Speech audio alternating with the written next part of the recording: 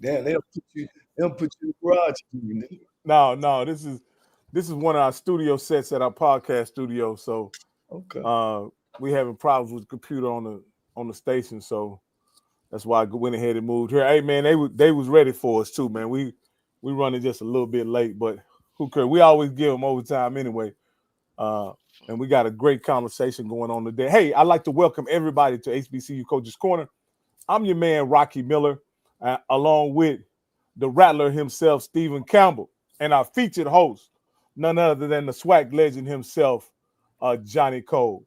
We're going to get into a lot of conversation today. We had a lot of big things happen in HBCU football the last few days. Primarily, the big news was Jackson State winning the Celebration Bowl and everything. But before we get into all that and all this going on, Coach, how you doing, Coach Cole? Man, I'm doing well, Coach. Doing well, man. The SWAC, I am SWAC, won the championship, and I'm excited. I'm excited about that. And some things happen in the sports today, and it looks like that. We got a lot to talk about today. Oh yeah, we definitely got a lot to talk about. Steve, how are Yes, you sir. doing? Man, listen. Football season is over. We got a new champion. Joined the Champions Club.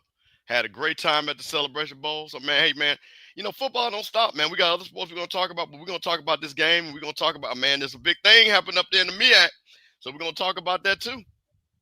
Yeah, Steve, you had an opportunity to go to the Celebration Bowl along with Coach Cole, and what I wanted to kind of, what was your feel on the game? I mean, not just the game, but the whole atmosphere and the camaraderie amongst the fans. Well, man, I'm going to tell you this. I'm going to say this again. I like the difference about real people compared to a lot of the Twitter trolls online. I mean, it was beautiful, man. It's HBCU homecoming, man. You see people from different schools representing people very nice, man. I said that in shout out to section 129, my Jack State folk, man. We had a ball. And man, listen, the game kind of played out like we said. If one team did what they said they were going to do, they were going to win. And Jackson State came out, dominated, started running the ball, controlling the ball, and then I said that. I said, Jack State, get up, they're not going to lose. And that's exactly what they did. And they got control of that game early and often. And it just looks like South Carolina State was out of sorts. So again, this is the flip side. Previous years we heard that the layoff benefited the MEAC. Now this year we heard it didn't benefit the MEAC. So the bottom line, I don't put too much credence either way. I think that Jack State was the bigger, faster, and better team, and it showed. Yeah. And Coach Cole, you thought Jackson State was a dominant team early on, and it proved to be true that even in the championship game,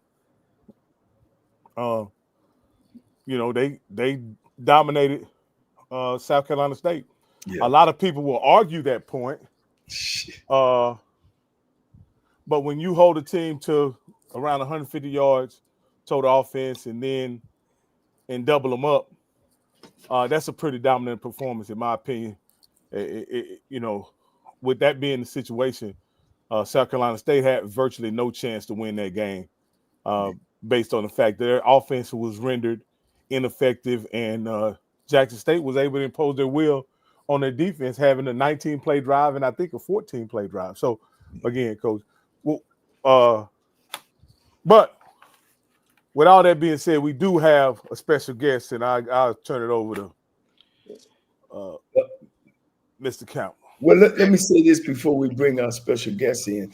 I want to take my hat off to HBCU people, HBCU colleges. We had people from all over. And Campbell, you can attest, Hampton, Howard, Texas Southern, Prairie View, Clark Atlanta, Spelman. Man, we had black folks that wasn't even on either team that came out. And guys, take our hat off to black folks, man, that we do go watch college football games. That 37 to 40,000 people they had will probably be more than 75% of the Division I-A schools, the FBS schools, in attendance. 75 of all the HBCU FBS bowl games, that game, I guarantee you, Coach, gonna rank up there very, very high. And that's from a contribute of, people coming to watch a game. And it lets you know, people follow winners. And so I was real excited, man. I mean, just seeing the pageantry of seeing so many people from so many places. Again, that not just was just from Jackson State and South Carolina State, but from a whole bunch of other schools, man. I take my hat off to the administration of the Celebration Bowl. I think they ought to get it even bigger. I think they ought to invite all the coaching staff, football coaching staffs up there, man, and maybe us do an ESP, what they call it, ESP SB Awards. What's that? Do college game day? Yeah, or SB Award, Coach. Hand out the Coach of the Year award in Black. Okay. Most valuable player, the All-American. Have the black. That would be big. It could be a fundraiser. You know what I'm saying? Big sponsor. We got to think big, Coach. And I really think that would be great. I don't need to see why the Black College Coaches Association don't have their meeting that weekend as well. So I'm just throwing those ideas out. But I mean, we showed up and showed out, man. It was a great crowd. Well, Coach, let me jump on that, because what's interesting about that. So the SWAC has their Hall of Fame dinner. They moved it to Celebration Bowl weekend. Okay. So they're already putting that there. The SWAC, now I can't speak for the MEAC, but I know the SWAC ADs had their basically a meeting during the Celebration Bowl, because my AD was there. I was with her, talked about some things for FAMU and things like that. But what was interesting, I saw this, is that the MEAC had their awards in Vegas. So that was weird to me. So I don't know if they were doing it in partnership. And, so again, I want to be clear. I'm not being disrespectful, because it might be a reason. But to your point, it would look like if we had a total celebration, the MEAC Awards, you know what I mean, in Atlanta, and Hall of Fame. If we had the SWAC Awards, you know what I'm saying? And then, first of all, you're bringing the legends back in and things like that. So I just thought that was just awesome. And I'm going to say this again because, and I posted and again, Rock, I think I told you guys, my father was a disc jockey on WOK in DC with Charlie Neal. I had not seen Charlie Neal since I was a little boy. So I got a chance he was sitting in the same section I was. So that was just a bucket list. It was like God sent Charlie Neal so I could see him. And it was just so, and when I told him who he was, he almost cried, because he said, man, I haven't seen you since you was a baby. So, shout out to Charlie Neal and everything. So, man, it was an amazing time, man. It was an amazing time.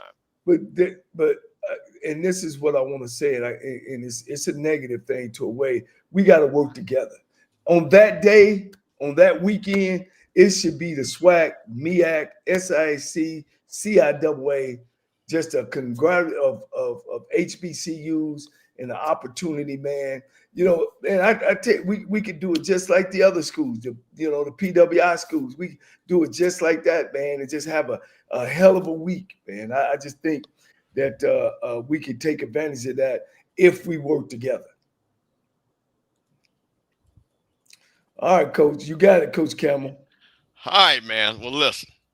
I got my flag out. Every time we go overboard, I'm my flag. Listen, we got a new champion that hails from the state of Mississippi, the city of Jackson, 1400 Lynch Street. And my main man, my nephew, the North Jackson Takeover. My guy, my nephew, Zoe Phillips, is going to tell us why he said I told you so. Hey, man. We woke up this morning to pitch excellence, man. It feels good to be a champion, dog. Yeah. But listen, I'm going to say I told you so, but before I even get into that, I want y'all to take note of my shirt that I have on, my lovely uniform. Because I don't know if y'all know this, but every day the mailman got to get up and go to work. Every day the mailman got to get up and go to work. But the only difference is the mailman's down in Mississippi. We deliver. I don't know about the mailman. They don't deliver. Wait, real quick, can I sneak in? I got my referee shirt on tonight because we got to talk about some real stuff, and I'm going to be throwing my flag. But go ahead. You got it, man. You got it, Coach. You called it. Listen, I just want to say this. Last week I came on here, man. I said, all these things, and I just want to say this. Man, look, when somebody has conviction about what they think is going to happen, because I got, Steve, I can assure you, you ain't gonna get no call from nobody from South Carolina today. I can assure you this. I can assure you this. Because last week they were calling you, right? They were calling, they blowing me up. Everything I was saying was blasphemy. Oh, we scored this many points. We're gonna do this. I said, man, I want to say so bad. Look, I don't care what they tell you. My score, go back and run it. I said 31. I said 31-17. I said, look, nobody is finna get 20 points on us. I said that. Oh man, they always do this. They put them in the point. I was like, man, I don't care. They have not faced a defense like what they're gonna face this weekend. I said that, man. And to say we dominated them, man, it don't even put it mildly. They didn't even belong on the field with us, and we should have given up their 7 points. I was pissed about it. I was pissed about that. It should have been a donut, but they really got. So let me, because I want to speak to the domination, because originally I had some pushback to it, right? Because Jackson State got 150 yards rushing, but they had to run the ball 51 times in order to do that. In my mind, that's not necessarily domination. And you know, Jacoby Morgan's stats were good. You know, he was 15 or 21 for 200 some odd yards. Though they were good, they weren't otherworldly, right? But in the context of what South Carolina was able to do, right? That's how you got to put it in context. What were they able to do in this game? And offensively, they weren't able to do much. So, again, though your offensive stats weren't otherworldly or it didn't denote domination, in my opinion, how you guys held down the South Carolina explosive offense, that surely was a dominating performance by the defense. Well, see, here's where I beg to differ on the rushing attempts to the yardage and how it equates to domination. Because we dominated in every statistical category. So let me tell you how the yardage matter, right? Because, see, everybody want to focus on where Irv Mulligan and go off. Irv Mulligan is just one key in the running back room. The running back, we still ran for that many yardage. The game plan was to run for that many attempts. Because guess what it does? You know what that – so people look at the attempts to the yardage and see what the average is, and that equates to domination. But you left out a very missing important part to that. You know what it is? TOP. Because you dominated time of possession. So you know, so it ain't just attempts and yards and average. See, when you're rushing the ball for 51 times, that equates to time of possession. That's domination. And watch this. To prove my point even more home, to bring it home even more, when you talk about the main thing over everything that showed its hand in this game was the second drive in the second quarter.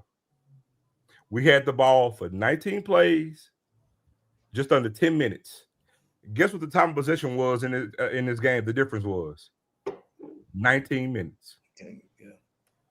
19 minutes. So you go to that second drive of the first quarter, we had the ball for just under 10 minutes on that drive, get a touchdown, they get the ball back, they run about 6 plays, punt it back to us, and then we go on a 14-play drive, just under 7 minutes. That's why it's domination. Because that speaks to line of scrimmage domination, time of possession, and wearing their damn defense out. And I think the pass selection of the quarterback was wonderful. When you're going 15 for 21, that's almost 70% of completion, ain't it? Yes, sir.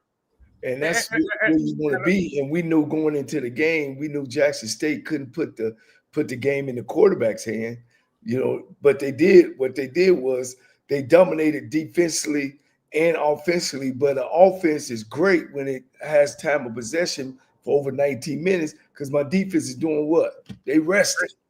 Exactly. And it's a double-edged sword. So not only what's a part of domination that people don't normally, you know, we go by numbers, but the numbers that you go by are different than 200 yards rushing and 400 yards passing. Exactly. So, but I also say this to the other point, Rocky, is you got the rushing yards, you got the yardage, right? Because again, everybody looks at Irv Mulligan. We never said that Irv Mulligan is a great player, but if you always listen to us, we've always said what? We got the best running backfield in the conference, and we do. And so again, it was Cam coming, not Cam, Amari coming in, Amari Matthews coming in. Yeah. Held it down when Irv was getting the blow. You know what I'm saying? Then Desmond come in. Desmond get a whole bunch of carries, but Desmond was damn great in pass pro when he got in there. So it was collective effort, and we still got the thing. Is not the attempts, it's the yardage, because the thing is it added to the TOP, because what it also showed is what was the only thing everybody talked about South Carolina. The only thing they talked about was what? Their offense. Yeah. Their offense. That's all they talked about. Oh, they averaged this many points. Well, if we got 51 attempts, that's telling me your offense on the side of the field. And then when they on the field, they ain't producing. So we were dominant. This speaks to even more of a different type of variety of domination. Because last time I checked, starting the third quarter, we had more penalty yards than they had total yards. Hey, and Rocky, baby, I thought maybe you would love 51 carries. No. I thought you'd be like, no. So let me speak to what at a glance. Like, here's what I'm saying. There were several plays in the game that I thought if South Carolina could have stepped up, and it could change the complexion of the game. So the game was very competitive. That's what when you denote domination, it almost seems like you're saying that the game wasn't competitive. But I thought from a physicality standpoint, I thought the game was competitive. I just thought all the third downs were converted by Jackson State. Other than the 4th and 1, all the short yardage plays were converted by Jackson State. All the key moments in the game where you had to have it, Jackson State had it, South Carolina did. You know what I mean? Like, those are the kind of things that makes that the game didn't look like a 40-0 domination. I beg to differ. I'm gonna give you a good analogy. I'm gonna give you a real good visual. It was 0-0 in the first quarter, right? To your point. But in that first quarter, we was like Floyd Mayweather. We didn't have a blemish on us. We body blowed the shit out of them in that first quarter. We just didn't get up with no uppercut or no left hook. But we jabbed the shit out of them in the gut. So they was hurt. They was hurt. We just didn't knock them down yet. But then second quarter came, we started left hooking that ass because them touchdowns started coming. But when SWAC T.O. got that last touchdown, it was a smoking Joe level. It was a knockout blow at that point in time. So it was like a heavyweight fight. We jabbed the shit out of them in that first quarter. We didn't knock them down, but we didn't have a blemish on us. Let me ask you this, though. Let me just ask you this, because you're not Nostradamus. You're not. What surprised you about the game? Something had to surprise you about the game.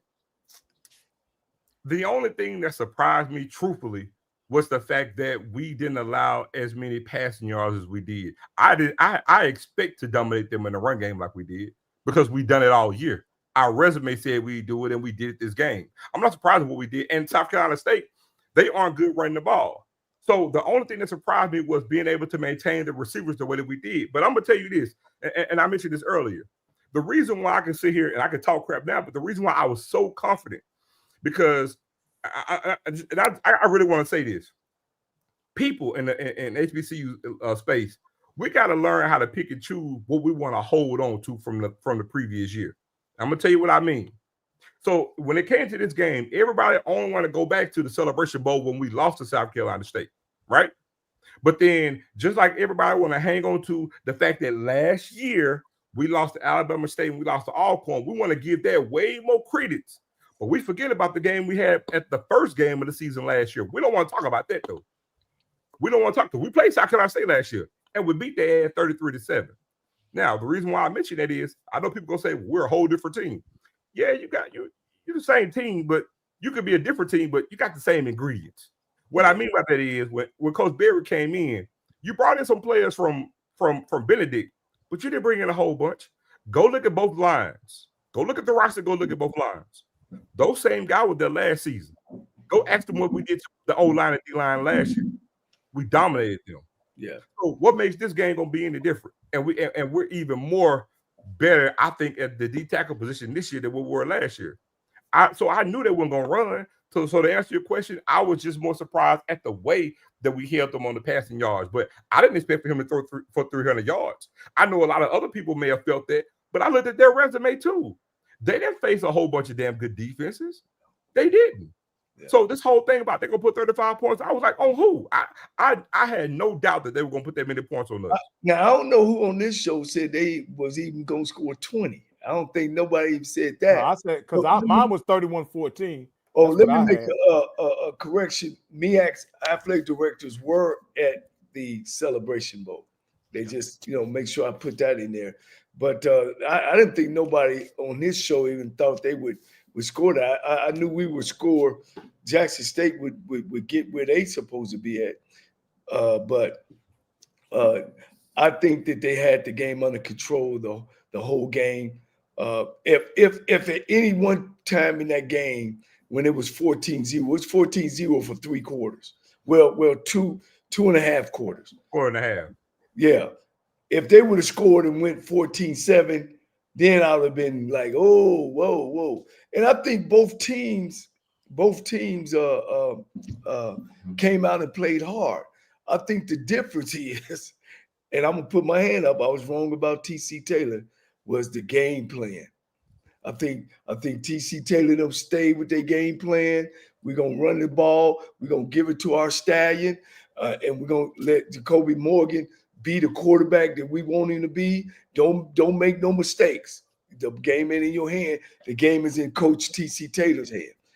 I thought Chennis Berry either got away from running the football because he went to no back early. And maybe like you said, Zoe, he went back and seen from last year that they went that how good you guys was up front.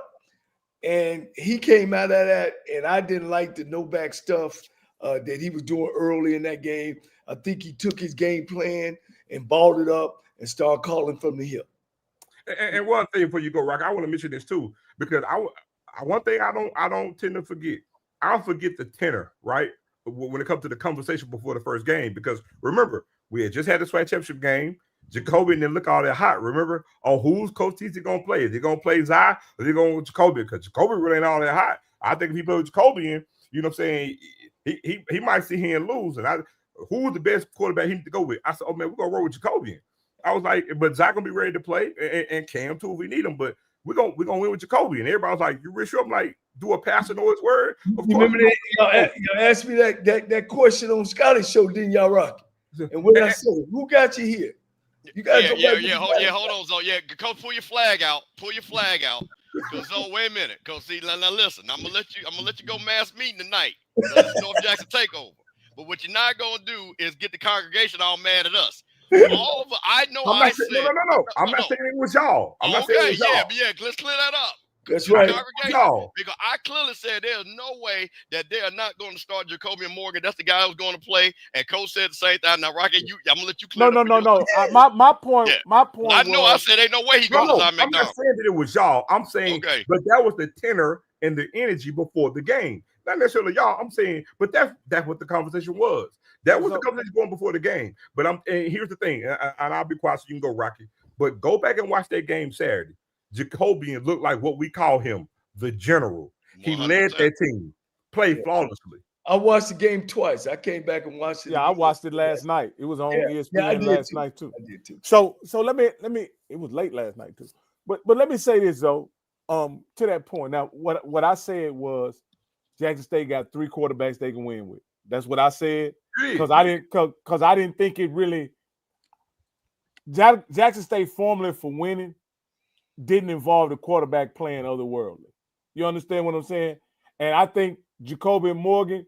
Now, what I will say is Jacoby Morgan played a game that he was totally within himself in every snap that he took. He never got out of himself. He never was hurried up or rushed. You understand what I'm saying? Mm-hmm. So he played extremely well. But again, this game plan that Coach TC Taylor put together was the game plan I been wanting them to run all year. But for whatever reason, he in earlier games, even in the SWAC championship, he experimented with the passing game a little more than I would have liked him to.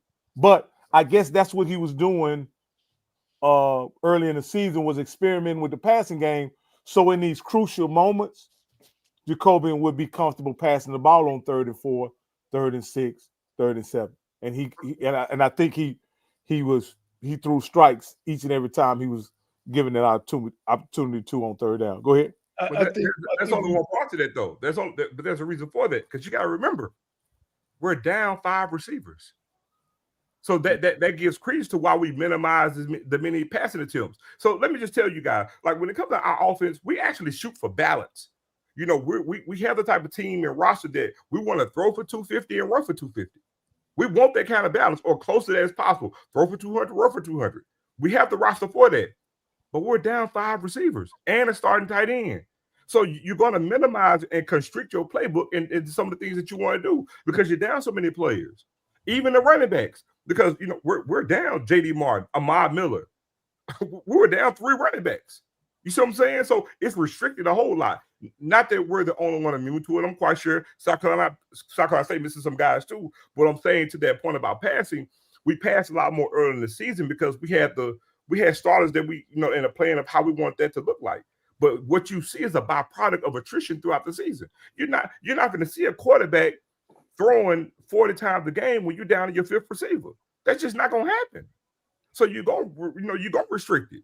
But and we played to our strength for what we got on the roster.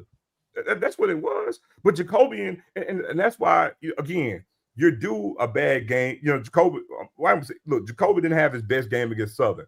But again, that speaks to the talent and recruiting. You put Zion, we go and we do our thing. And it's like, oh, because he didn't play great, that means we're going to forecast and say that he's not going to play great the next game. Let me stop you right there, young fella.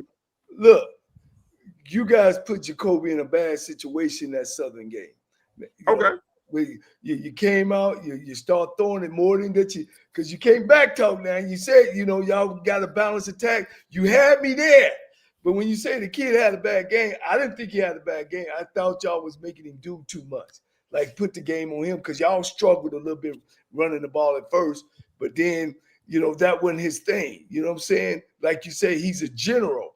And I think you guys was putting him, you know, making him throw the ball. I think Rocky spoke about that a lot last week. So I just thought maybe y'all put him in a bad situation. And I'll say this, though, and you can go back and look at the play chart. They restricted him to passing the ball on 3rd down this game, whereas in the Southern game, they were attempting to pass on 1st and 2nd down.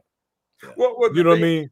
The thing, too, is that, but see, Southern's a different defense as opposed to South Carolina State. They saw on film of how they want to exploit that. But here's the thing. Now, I'm in the minority up here because I still think we win the game even if we don't pull Jacoby in last week. But that's just me. Oh, because I think so, too. No, you ain't in the minority. I think you win. Ain't nobody thought Southern was going to beat y'all. Not even close. Hold on. I said I might be in minority. I can't speak for y'all. y'all. Let's keep that straight, Coach. We don't do alternative facts on this. Listen, I know. So listen, hold on. Let me say something. Now, so I know you're doing your media on every show. You know, like I say, you the superstar on every show. But when you come over here, we don't do alternate facts. It's the old folks show over here, bro. This ain't the young folks show. You can't run that game on the old folks over here, bro. You know, we got receipts over here. I ain't young. I get that good insurance mail too, now. Okay. No, you younger than us. I'll tell you that. Now, hold on, you younger than us.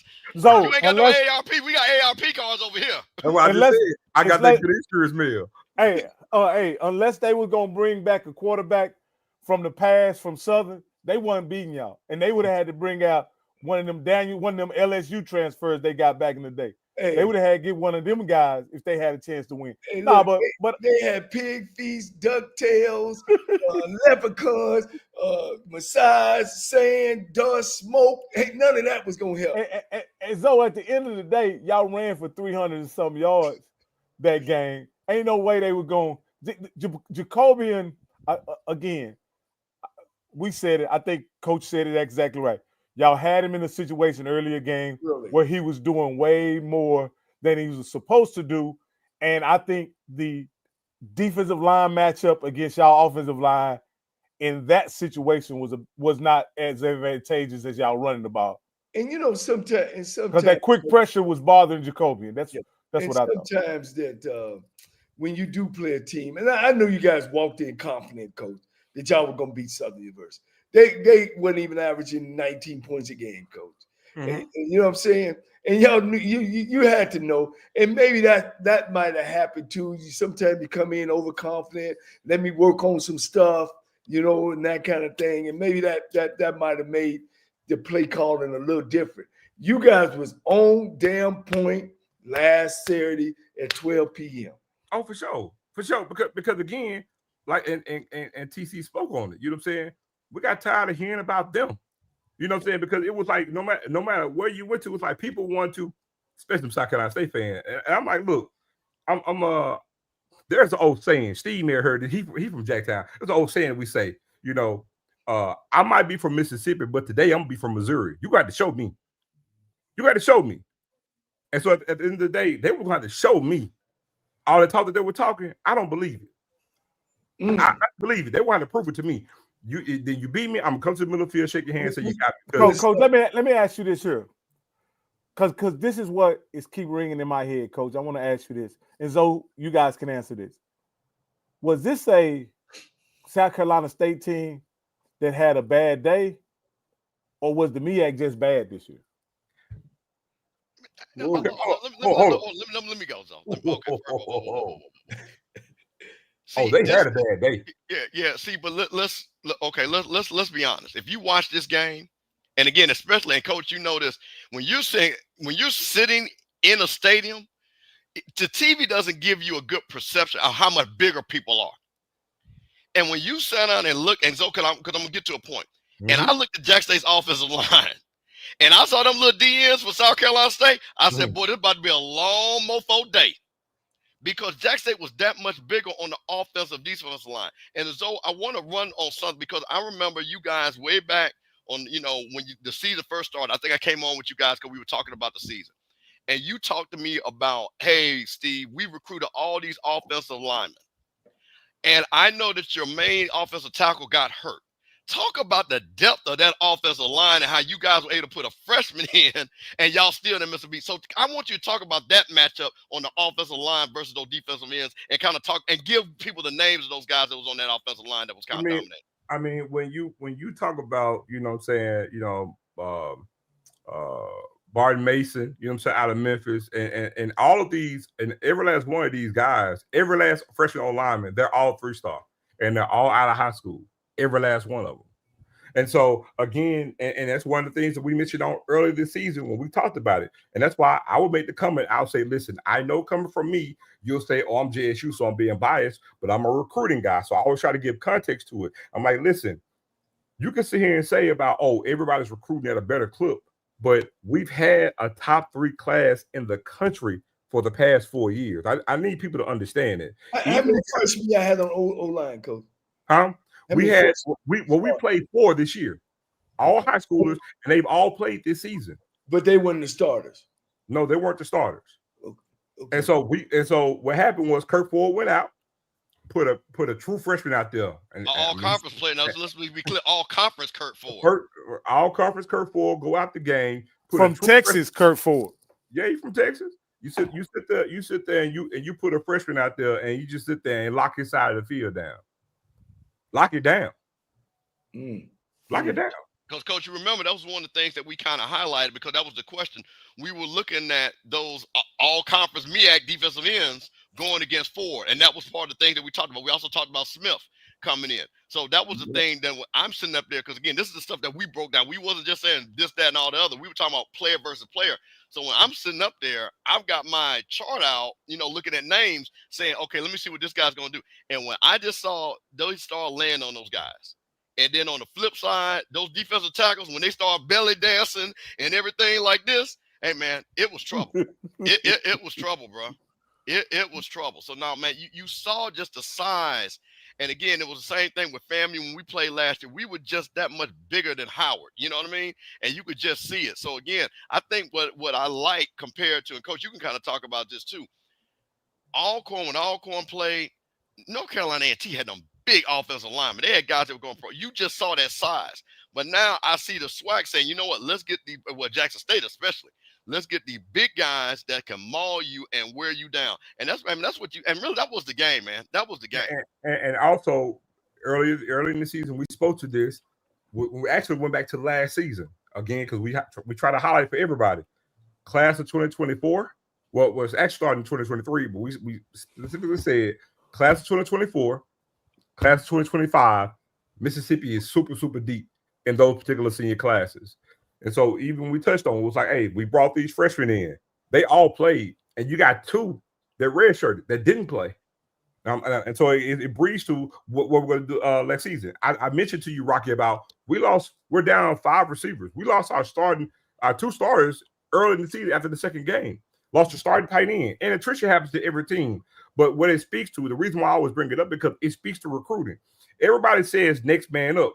That's a popular quote, but we don't just have depth. We have quality depth.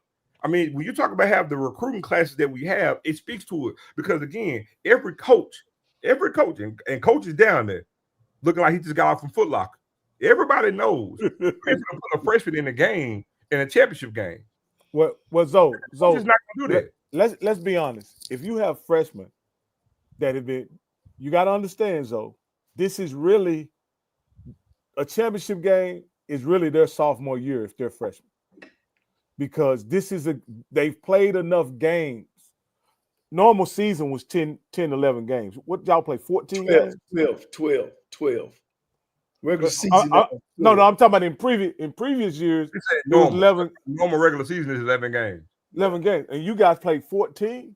Mm-hmm. So these freshmen had some experience, got a lot of experience during the season. And so when you go out for a championship game, they're freshmen in class, but in experience, they have experience as a young sophomore. And for sure. And again, let me ask you this here, because I want to. This is a prime question, so get ready. How much does the profile that was built when Prime was recruiting that are y'all sticking with now that TC's the head man? You understand? I hope you understand the question. Like Rocky, I can tell you this insider. 0. Okay. 0. Okay. Let me explain to you why. And I know to the mass they'll say all BS. 0. You have to understand who's the coach. TC Taylor. I don't think people understand what TC Taylor is when I say that name. He's not just a former player at Jackson State. TC Taylor comes from the very tentacles of being under the W.C. Gordon tree. And for anybody who's a Jacksonian, you know what that means. Not only that, but then you have Otis Ridley, his right-hand man, who's the general manager, was also the assistant head coach, last year. They're a tandem. They are a tandem. And so when it comes, I just told you how deep the recruiting class are. You got a lot of former Jackson State players out in the high school ranks in the state of Mississippi right now. Go look at what we just did last week on the recruiting trail. It got Jackson State written all over. I don't think you understand my question. I'm making a point. Answer that question again, Rocky. Ask. So what I'm saying is, the type of player that you profile as a Jackson State player, are you sticking to that profile of a player under TC Taylor? No, that's what I'm saying. It's a whole different dynamic under TC Taylor from what it was under Coach Prime. So y'all are looking for a different player. Yes, okay. Totally. Got it. What you saw on display in Atlanta, Georgia on Saturday, that's W.C. Gordon, James Big Daddy Carson. Am I lying, Steve? No, you're right. So I want to ask you a question, because we got a hard out at the top of the hour, and I want to give some historical context. How many players? Because this would have been Shadur's senior year. How many of those players are still that are freshmen? Because you understand, those guys that are freshmen are 3-time SWAC champions that are seniors. So how many of those guys that came in, and I'm just curious, that stayed with the program and are still, do you know, like, right? Because I think Petty would be one. I think because he's from Deion Sanders. Yeah, well, because they would have been this would have been their senior year. They came in as freshmen. No, yeah. I will say it might be 9. Jency, I know Petty probably. This is not. Jency came in. He came in with Shador. It was Jency. Jency, Petty. Let me entwine. What it was about 9 players. Is are y'all looking for the damn Heisman Trophy winner? You know what I mean? Are y'all recruiting y'all recruit top players in the country? You know what I mean? That's pretty much. I thought, is that what you? Yeah. We getting those 3 stars, but we going after them 5 too. But here's the difference. We're not really going after those out of the state of Mississippi. That's what I'm trying to holler to you. We're not. I know you may say, well, that's what Rocky, I think, is saying. And you guys are saying we're focused on the state of Mississippi. Yes, I'm saying we aren't recruiting we aren't really going after that much of a high-profile kid out of state. The only way we really, really do is if we have some form of an inroad out of state. But outside of that, whatever it is in the state of Mississippi, we don't give a damn what ranking this guy. We're going after that. And again, that has no bearing with Deion Sanders. They're going a whole total different frame because of the relationship they have and the tie-ins that they have throughout the state of Mississippi. Wait, that's good. Let me finish my point because I was trying to lead it. You almost led into it about the recruiting. Because if you can tell a kid from Mississippi, hey man, 3 of the 4 years we've been in Atlanta. We're SWAC champions. You come here, you playing for championships. And I remember, in the end, this kind of goes back. I remember that was the calling card for a lot of guys in Jackson Metro that didn't go to Mississippi State, that didn't go to USM, didn't go to Ole Miss. They were like, man, Jackson State winning championships. So I'm going to end up going to Jackson. And man, they used to kill down there in South Mississippi. So that's the reason why I was asking, is that the thing that now you guys are using in the recruiting that again, to your point about what Coach Carson, what W, you say, hey man, listen, you come here, we winning championships. You ain't got to go to Ole Miss. You ain't got to go to Mississippi State. We're playing big games, and you can see it online. That's what I was trying to get to. But this is what I want to say, Steven, to Zoe, and this is kind of, just because they from Mississippi don't make them work the quarter. You understand? There was a standard, the kind of guys that y'all rolled out against Deion, when y'all had Deion, they were guys that could generally play anywhere, not just at the HBCU FCS level. So I was saying, well, y'all still sticking with that kind of profile as player to recruit. Not an FCS guy, a guy that can play anywhere. Well, the thing is, and I'm telling you, we're going after small town Mississippi kids who a lot of people may think really can't go. They may look at and say, oh, that's a group of 5 FBS player. And TC and OC tell you, nah, bullshit, that dude could actually play on the FBS on a Power 4 conference. Y'all just overlook it because he's from Mississippi. That's what I'm trying to tell you. That's what Coach Gordon did. So y'all taking chances. Y'all taking chances. No, we're not taking chances. Mississippi is different, kind of like Louisiana in a sense. Let me give you an example. In Louisiana, a lot of your high-profile guys in Louisiana come from small 1A, 2A schools. You see what I'm saying? A lot of people may look at those 1A kids and be like, oh, he got 3 stars, but when I look at him, oh, I don't see him playing on the Power 4. He probably at best is this. But the problem is now you get his ass on campus and you sit there and develop him a little bit more. You say, oh, hell no, this dude here should be playing the damn Notre Dame so damn well. That's how Jack State got good. That's what they're doing. Can I throw the flag for 1 second, man? And I know you're going to love this, Zoe. That TC Taylor put Deion Sanders' stuff to bed. Oh, for sure. About HBCU, TC Taylor did a great job. He got to the big dance. He showed up and showed out, man, in front of a capacity crowd. And you know, man, it made me SWAC proud. You know what I'm saying? Not against Deion, but the way you guys played the game, it was flawless. I thought you guys were ready. I thought the game plan was ready. I thought you stepped in. Even when you ran into tough situations, y'all still came out and handed that ball off and got everybody in there to play. So I was real proud of that, man. And look like y'all back to the Jackson State 80s. Because somebody, Zoe, you know, like about 6 weeks ago, Zoe, I said, man, ain't nobody beating Jackson State. They dominate. And then somebody gonna say, man, you mean to tell me they better than the 86 team? Hey, Hello. Whoa. Hello. No. Hello. Wait. Hello. Wait. Hello. I'm gonna do you. Hey, so we're gonna start getting on me. I said, I ain't talking about 86. They are dominating now. They got 10 draft picks, number 2 picks, number 1 picks. Now, ain't no look, these boys, listen, bro, that's a whole other level on there. You gotta understand something. Them boys had 29 draft picks in 4 years. And Steve, he still had the year on 87 that year. No, I'm talking about what he said. It's the 87. It's the 86 team, 87 draft. Yeah, that's what I'm saying. Come on, man. And 87, man. Come on, man. No, Joe's right. But no, I'm talking about him. But Joe, I'm talking about that whole frame. Yeah. No. So no, no, sir. And this even go back to the prime when people talking about prime was doing the Damn prime. TC Taylor. No, And but the no. team we got right now, You not and them. then the Listen, team we bro. gonna Listen. have. No, you No, just coach. The man. team we got No, right now. actually have pro. Listen, no. Listen, no.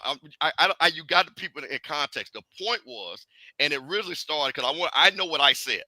What I said was because it really started from what they said Deion was doing. And what I said, and I still stand on this, and this goes for FAMU anybody. It's still Between true. 85 to It's true. 90, Jackson true. State damn near had 40 guys drafted in the NFL. It's That true. is unheard of. That's never going to happen again. It's true. First rounders, second rounders, stop it. It's true. TC Taylor, just let him sit in there, give him a chance, give him a shot. But they dominated. This is a new era. They dominated the conference, coach. They dominated black college football. So let me ask you this: could this team compete with Alcorn, Grambling 2016, Alcorn 17 and 18? They beat Alcorn easy. That'd be Alcorn easy. Alcorn can throw the ball. That Grambling team had Kincaid and them boys, and they had NFL guys. Now that would be a war. I'm gonna say this: that Grambling game, that's gonna be a game I would love to see. Kincaid was hell. But them Alcorn team, NFL guys on that team.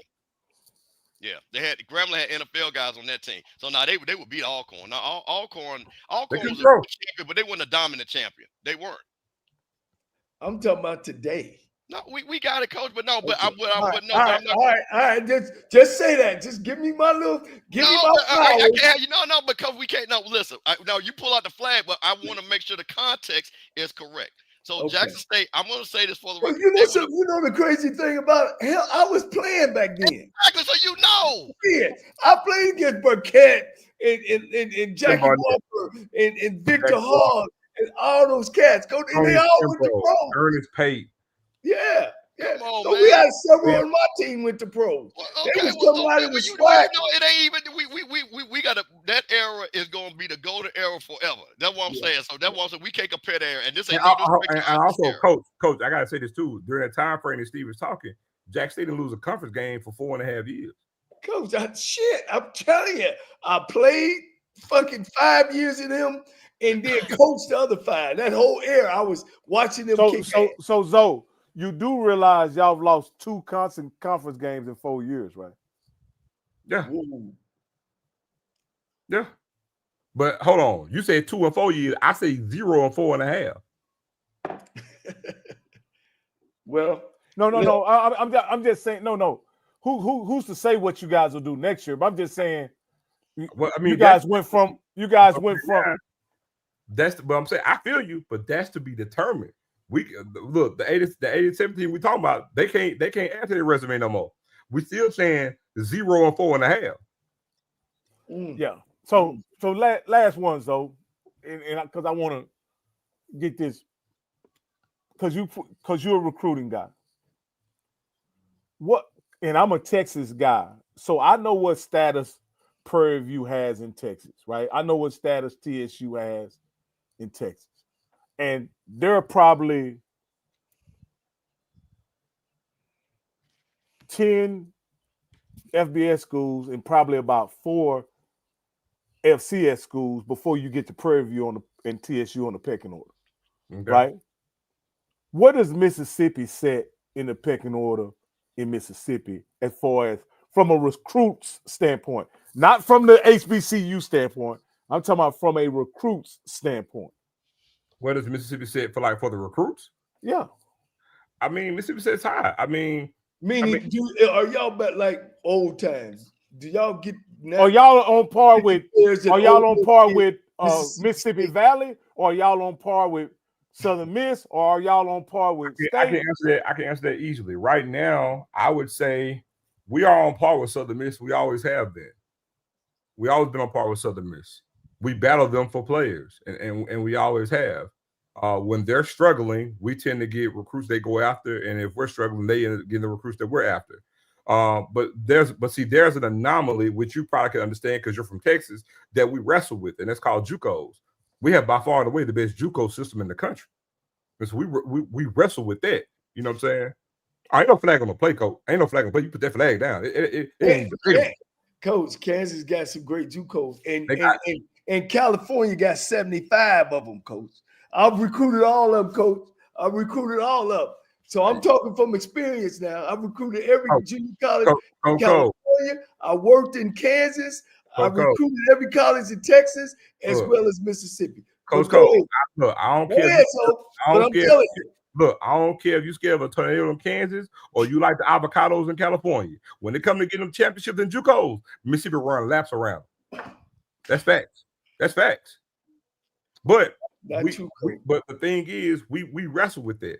But when you and then also too, when you look at the state of Mississippi from a recruit standpoint, Mississippi is a I used to live in Atlanta. I used to make this comparison all the time, right?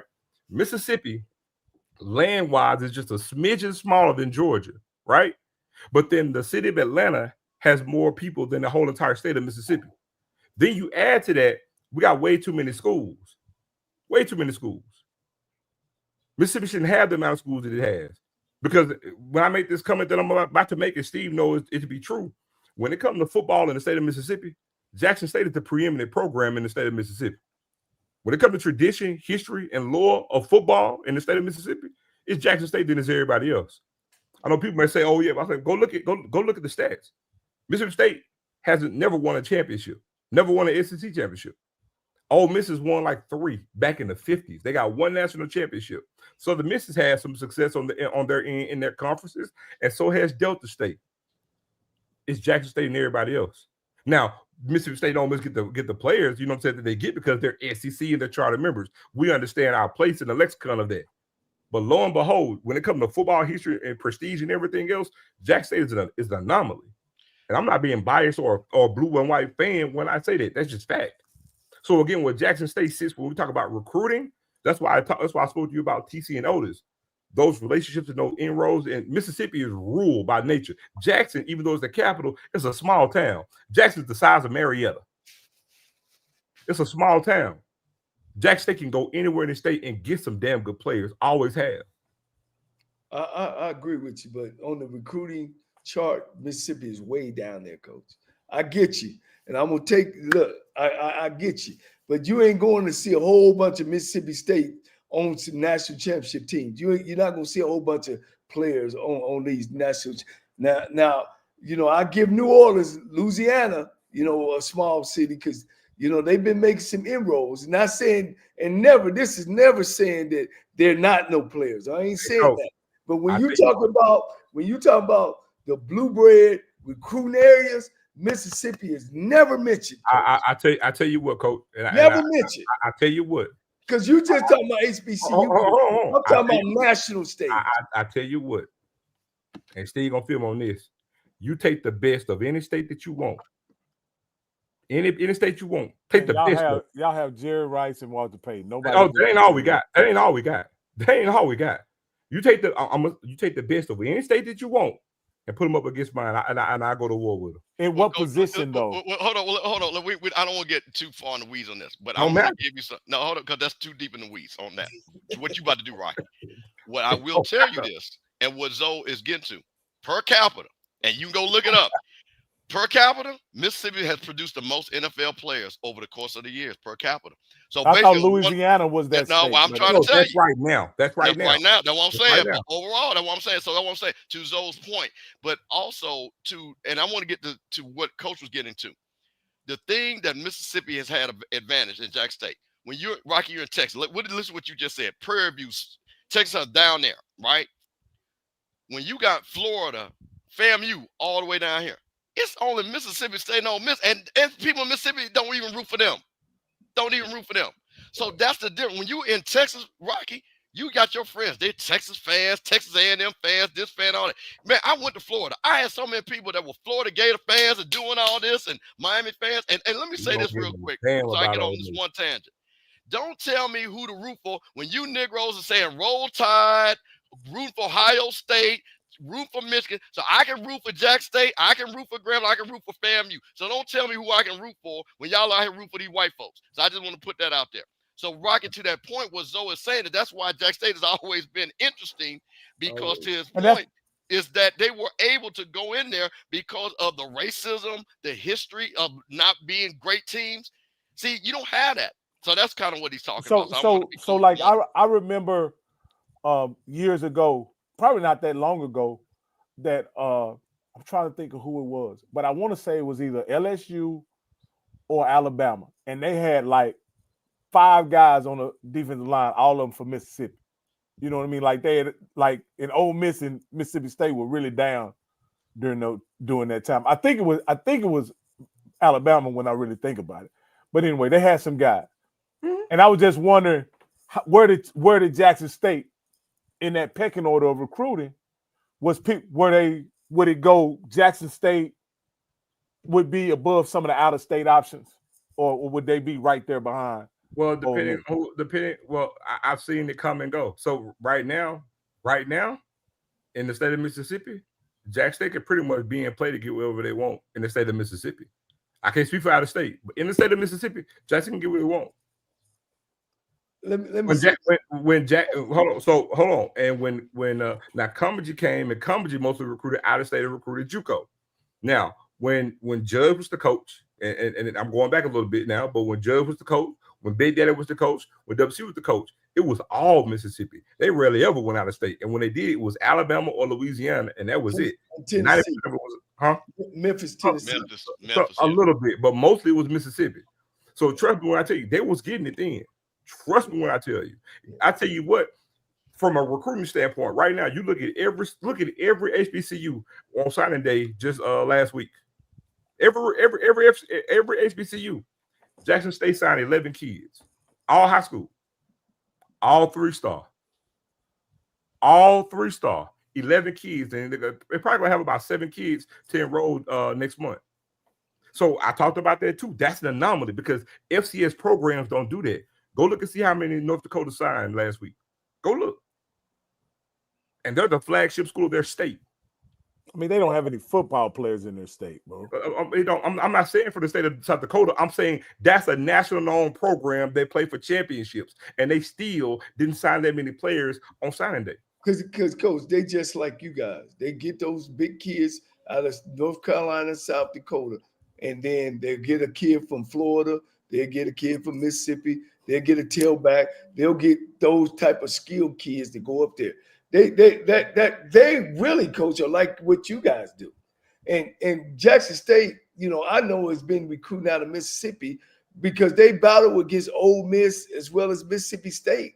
And it's been that way. It's been that way for years until they let those coaches outside y'all's system come in there and screw it up. Would you agree with that? So to your point, Rocky, if you go, like you mentioned the freshman old lineman, I implore you to go look at Kassan Burke, to look at his offers when he signed with Jackson State out of Ridgeland High School. Or you go look at Mason Barton when he signed with Jackson State out of high school last year. Go look at the offers that he had. The 6'5", the receiver that we got out of Florida, he was a 3-star receiver. Go look at the offers that he got. Go look at him. And reason why I say that, because I'm a Texas guy, and I wish both Texas teams were much more competitive in the SWAC. But this is the problem in Texas. There's no 3-star that's going to choose PV or Texas Southern out of high school. They just not. They just not going to start. Y'all should have more 3-star. But see, that's what I'm saying. But if Mississippi's got 23 stars, y'all got 400.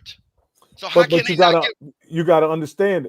So you got to understand. We got probably every year, just the city of Houston is going to have 340 kids that go D1. But I'm saying, but Rocky, you guys got 10 times the amount of people. But we have just as much. We have a surplus of football players, Coach. Slow down, guys. Slow down. Go ahead. Here's one thing: Mississippi is not a place where people go in and recruit. Texas, Florida, California, they rush that place. Right. Mississippi is just not a place that everybody set. They don't have to compete against Ohio State, LSU, Notre Dame, and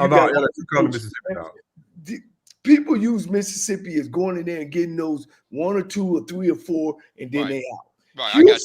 Houston, Coach, they go down and set for weeks.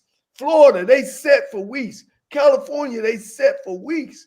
Plus, like you just said, the schools that sit in Texas, the colleges that sit in Florida, the colleges that sit. The whole West recruit all the junior colleges in California. The whole West does. But I guess what my question was, if it goes to Rocky's point, and this is why, and I said this to Lionel from Prairie View, you guys are in Texas. Prairie View should be good, coach. They should be good.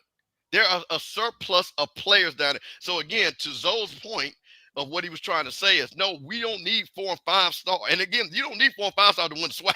That's just a fact. You don't. So you're not going to tell me if you had, which again, we talked about Tremaine Jackson or somebody that had inroads and thought about what FAMU was doing. Let's get these guys that come back, or those 2-star good Florida players, because there's so many good 2-stars in Florida. Why Prairie View can't do the same? Just hold your thought right there. Let me come right back. But what I'm interested in as a P, my daughter's a PV student, and I always want, because when I look at PV's roster, probably 40 to 50% of their roster is out of state, right? And I'm like, why is that the case? That makes no sense. That's bad recruitment. You're not going to tell me, man, you guys, that's what I'm saying. I'll give you this, Rocky. Your 1-star and 2-star player are probably better than a lot of states 3 and 4-star players. So what am I wrong about, Isaiah? Please tell me what I'm wrong about. Look, guys. Can I? Man, I did it. I did it. I did it. I know how to do it in Texas. Did you do it? What I'm saying is, did you do it with Texas players, coach? Yes, sir. Where'd you get them from, coach? My team was from Texas, and I only was there with 3 years. Coach, where'd you get them from? Did you get them from high school? Yes. Or college or transfers? And transfers. Oh, okay. I did it. High school, JUCOs, and transfers. Well, that's the point. So listen, what he just said was the blueprint right there.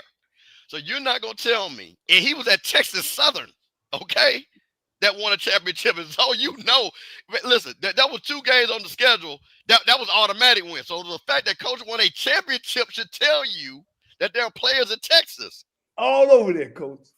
And the players I was getting on my transfers was former Houston high school players that I went off places and didn't make, and we were able to get some of those guys back. I had a safety from Minnesota, another safety from Texas, a defensive back from Notre Dame, a linebacker from LSU, several players from LSU that were Texas kids. And you're right. Zoe. You're right.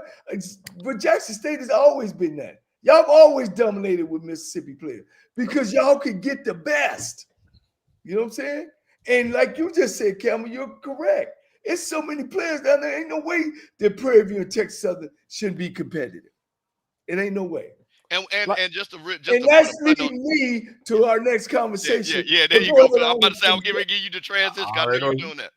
Go ahead, coach. I need to, Rocky, you got my folks? Yeah. Man, look, guys, I'm throwing the flag up. I'm going to be a hater tonight. Johnnie Cole has admit that I'm going to hate on some folk tonight. All right? I'm going to hate. These celebrity coaches have worn me thin. These institutions and these people are making these choices on going out and getting these NFL players coming to run our schools. I don't think it's right. I don't think it's fair. We're sitting up here and these people are supposed to be taking our state funds and our state money and going out and getting the best people they can get. And I'm reading an article and they're saying, we want this guy because he played NFL, because I don't want to use names. He played NFL. Well, he can run our team. All we need to do is go out and get him some experienced guys.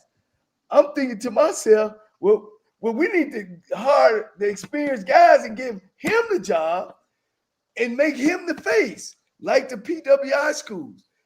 No PWI school has taken a player with no coaching experience, none. I know the dude at UAB, I know y'all gonna say that, and brought him in to be the face of our program and have no coaching experience. That's never happened in PWI football.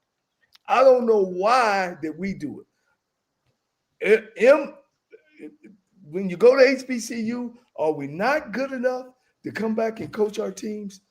Are we not good enough to be leaders and understand that we got skin in the game? That not only we want to win football games, we want to develop young people. I don't understand that. I'm bringing my guy on, my college roommate. He's a CEO of the Neighborhood Association California, over 800 employees, over shit. I don't know, Coach. How many millions you deal with, Coach? 120 a year operating cost.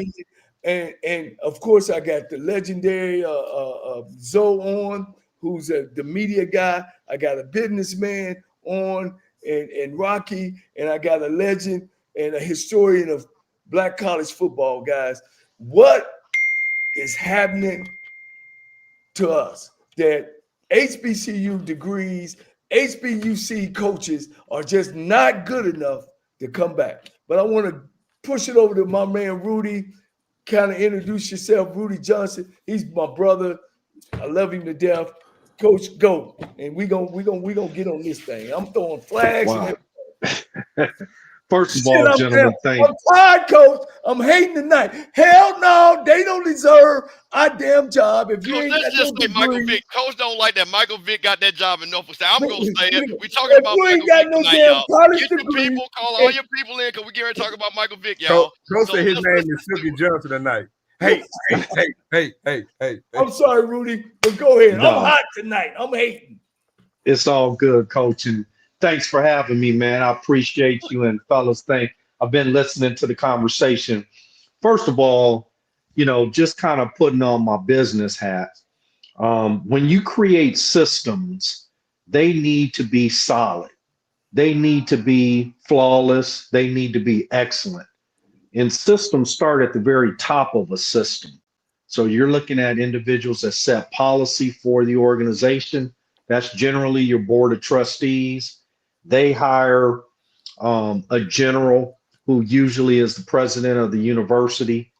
They in turn have several direct reports. I'm assuming in most structures, the AD will report to your president of the university.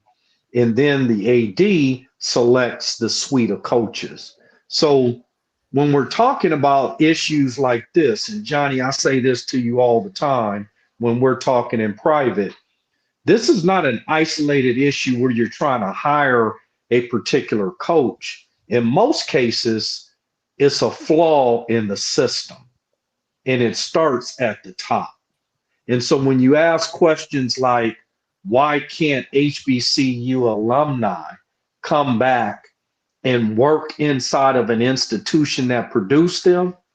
It's usually because policymakers aren't embracing that concept on that campus, point blank. No other reason for it.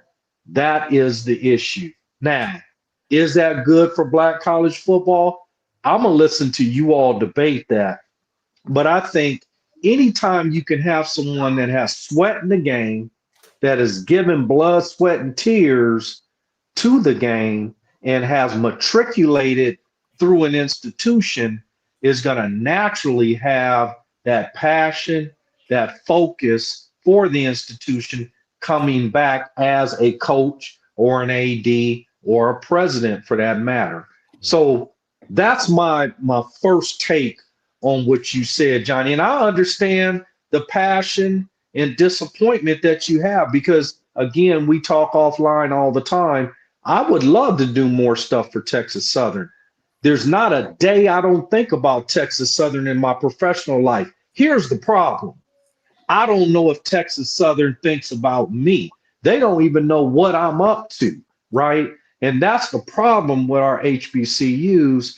They don't understand the gold that they have to mine out there in the world, folks matriculating from these institutions. We don't do a very good job of staying in touch and staying connected to them. So I'll stop there and listen to the dialogue and love to weigh in. Well, all right. Like I mentioned in regards to, like I mentioned to the hiring, I think two things can be true. Like I stated, I'm pro HBCU and I'm pro, HBCU coaches coming up through the ranks. But, and like all things, there are outliers. And I think a lot of time we like to deal in things being black and white, but in this particular situation, there's some gray area for this particular job. And I'm gonna use Michael Vick for an example because again, I may be in the minority. I don't think Michael Vick can go to any particular HBCU and everything will be the same. Will it generate buzz? Sure, because of who it is and the name. But when it's this particular job at this particular location, who he is, what he is, and where he's from, and what he's going to do for that particular place, and it's the institution in mind. I have to say that because that matters, right? And I'm gonna give you an example. Like I asked earlier, I was like, okay, Michael Vick at Pine Bluff, does it raise eyebrows? Sure, because it's Michael Vick. But this is different when you say Michael Vick at Norfolk State, because again, number one, it's the recruiting hotbed. Now, Rocky mentioned earlier, we talk all the time about what California, Texas, Florida, and Georgia, right? But when we talk about a concentrated area, man, it's South Florida. And I'm gonna tell you, I put 757 against a lot of places. That Tidewater area has some elite talent. When you talk about concentrated area and when it gets to the college ball and to the potential to the NFL, also look who's associated and tied to Michael Vick in this. He's a lightning rod. Deion Sanders was a lightning rod where it was me as a kid, but more or less my parents, but me. Now it's different because this is like Deion Sanders, but it's different because these players who play now, they've seen Michael Vick. They grew up, on the tail end of him playing. They saw it. And again, he's not as big as Prime, but yet he's still a lightning rod. And now you add to the fact he's from there. I told Scotty today, and I'll pass it to you, Steve. You got two examples of this, right? Kind of sort of three with Eddie Robinson at Alabama State, but Eddie Robinson wasn't a well-known player if you wasn't a football novice. I go to Deion Sanders and I go to Eddie George. I put Michael Vick in the middle of that. Michael Vick isn't Deion Sanders, and he's not Eddie George. And I say this because Tennessee State made a great hire with Eddie George. But Eddie George, watch this, played for the Tennessee Titans. He lived in the local Nashville area, so he was immersed to Tennessee State because he did business with him. Michael Vick is different because Michael Vick is homegrown, homebred in this area. Went to Virginia Tech, but he's from this area. He has ties to Allen Iverson. Aaron Brooks is his cousin. You know what I'm saying? Plus all these other players. It just makes logical sense. The closest thing I can make an example of this, and I mentioned this to Scotty, was this is basically Penny Hardaway coaching at Memphis. The only difference is Michael Vick didn't play at Norfolk State. But it matters because Norfolk State doesn't have a football pedigree. They've never won the MEAC. It's not like they're a blue blood or have any back tradition once a long time ago, yesteryear. Their greatest coach in their history won 60-something games. I mean, they got tarp over the seats for crying out loud. So to your point, I think hiring Michael Vick is good on both ends. And to be honest, they're in a lose-lose situation in doing this because nothing from nothing leaves nothing, right? They have nothing to lose and everything to gain in doing this because quite frankly, he's going to leave the job better than he found it, even if he really does anything because of the program where it's one of the things they're gonna lose, they're probably gonna pay him about $300,000, and they're gonna probably give him 4 years. That's $1.2 million. I think you're gonna lose that. But go ahead, Bishop. Yeah, well, I want to ask Mr. Johnson as we got on here from a business standpoint, because this is a business decision. And I'm going to give two examples from a sports analogy, but then I'm going to ask you a business question. Because I think this is a question to Coach's point of talent versus fit, okay? So I'm going to use Sam Shade at Alabama and Miles College. He's a coach at Miles College, and there's an opening at Alabama A&M. That's a fit. That's a fit. He doesn't have the name as Michael Vick, but that's a fit. Now, with Norfolk, who has had the last 5 coaches who have not had any winning records, that's a talent. So, Mr. Johnson, you've been in the business. How many times have you had this decision where you have a position that's open and you have a person that works for you that has worked that job compared to somebody that you read their resume but doesn't actually know the job, but you see they have talent to do the job? How do you make that delineation? Because I think that's where we're at right now.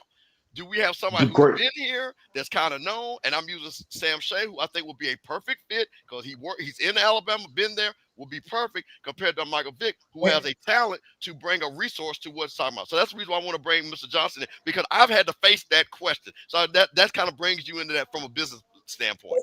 And Rudy, No, absolutely. Rudy, let me give you the background on Sam Shade. He played on that University of Alabama state championship team. He coached at Mount College now. He's from Alabama. He coached the team to the state title in Alabama. So he has plenty of Alabama ties and been coaching. So go ahead. I'll just give you the background on it. So thank you for the question. I'm just going to answer the question purely from a business lens because I think that's what you want me to do.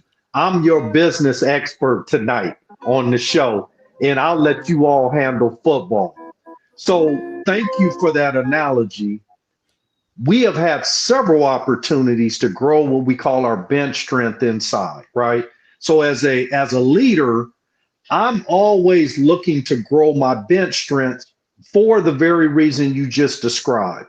Someone may get an opportunity to move outside of our agency to take on a different role, different position. We want to grow that bench strength so they can step in and fulfill that position.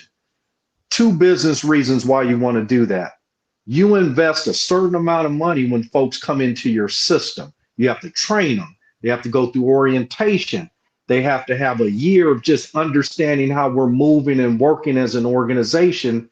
So you want to retain those individuals as long as you can, because if you lose them, you have to start the process over and reinvest in a new person from a business perspective. Continuity of care, right? Continuity of care on the football field, it would be about coaching and playing and things of that nature. In the business world, it would be about not losing efficiency.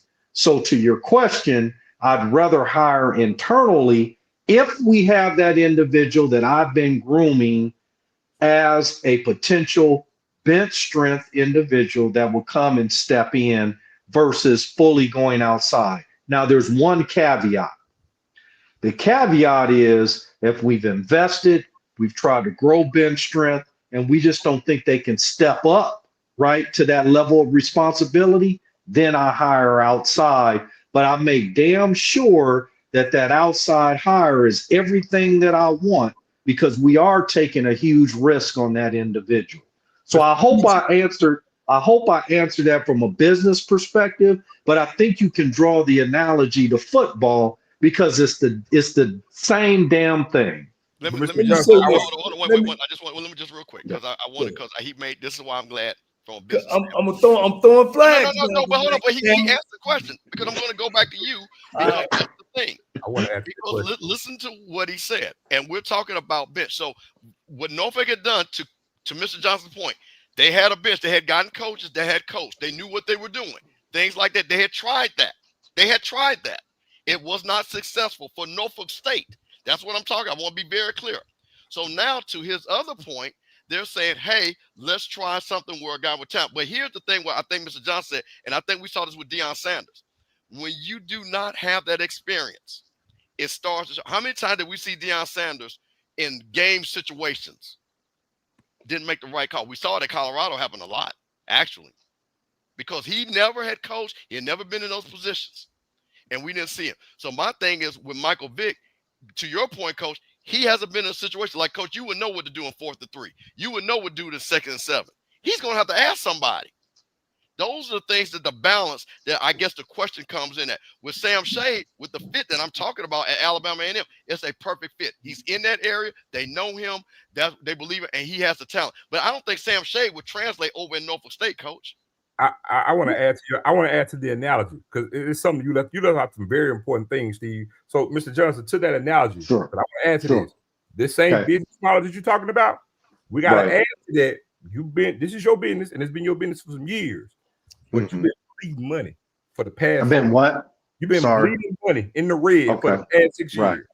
Bleeding money, but also have you been bleeding money? The thing is, you're bleeding money, but now I'm looking at some resume because now I'm in a fork in the road. I'm tired of bleeding money. I'm in a fork in the road, and I got to make a decision. So instead of just saying the analogy that we got somebody that I've been training, because how I'm going to be grooming somebody, and I'm going to roll with somebody that I'm grooming, and I've been bleeding. He been with me while I've been bleeding. So if we all been losing, right, in this analogy, the person I'm grooming been with me while I'm bleeding money. It's almost like the blind lead the blind. But again, I still see a little hope that I could change and he could give us some prosperity, because my company has been in the red for as long as I had it. But now there's somebody over here that I know we may not win the way that I want us to, but he gonna get us in the black. We might not become a Fortune 500 company, but he gonna get us in the black. Even if he decides to leave the company will, instead of being on rough waters, it'll be calm waters when he leaves. That's the difference now. So I'm gonna give you a couple answers. Thank you for triggering a couple thoughts. Number one, you can't be a successful president and CEO of any company if you're living in the red all the time. That's number one. I'm not who I am and doing it for 17 years. Number one is because I went to an HBCU. Let me be clear. Okay. But number two, I manage my company checkbook like I manage my personal checkbook. I don't overcommit on the expenditure side unless I understand revenues coming in, right?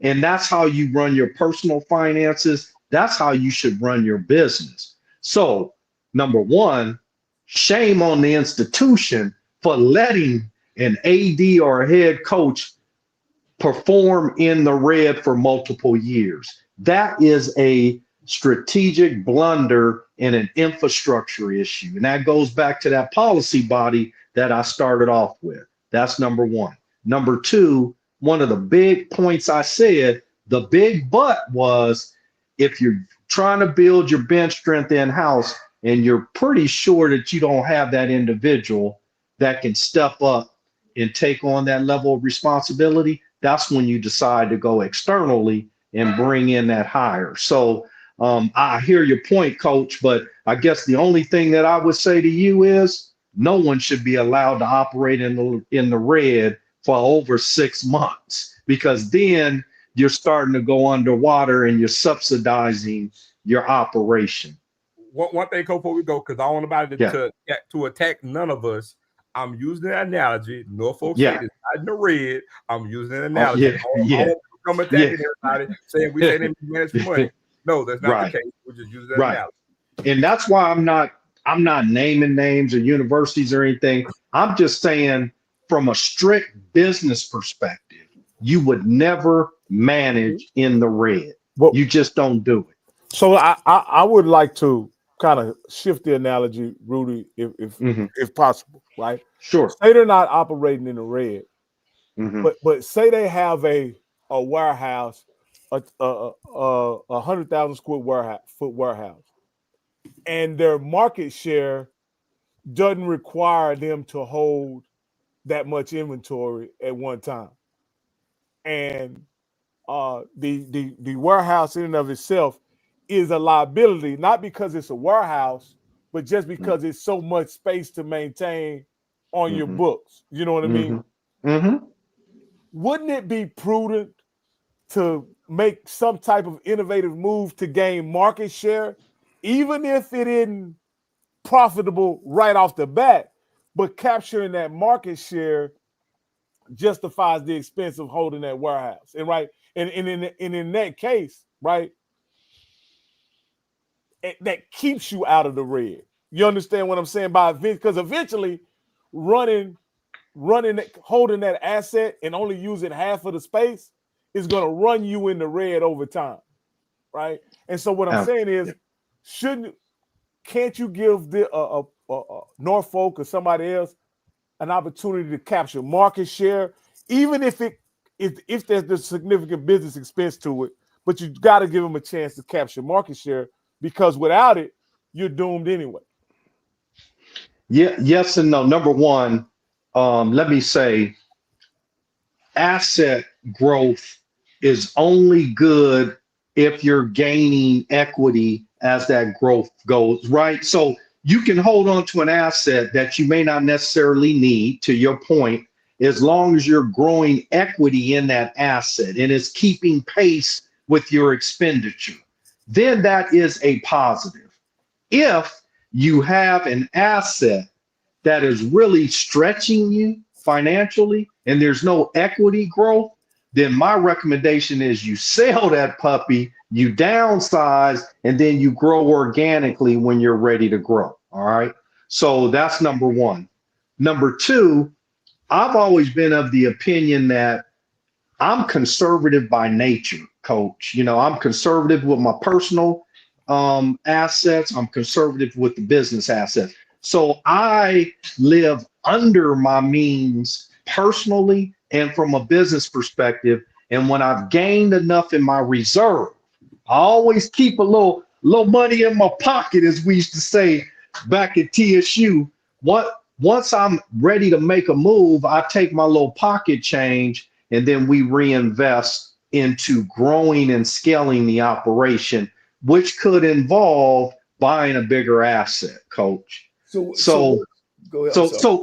No, I was just saying, I think coach was right when you said, is it okay to keep an asset you can grow into if there's equity growth along with that? The answer is yes. Or if you're landlocked with the asset, if your business operates on that property, right? You can't just sell the property because it's, and this is what I look at schools in this regard. Mm-hmm. A school is a situation where they're kind of bound by their own confines, meaning that they only can operate within their own operation, and there's only a limited things they can do to kind of build their brand, expand market share, become more popular, create. You know what I mean? They can't go out and do anything. So the one thing they could do from a football standpoint to create energy within their fan base, one of those things is hire a coach that generates energy, right? Okay. Yep.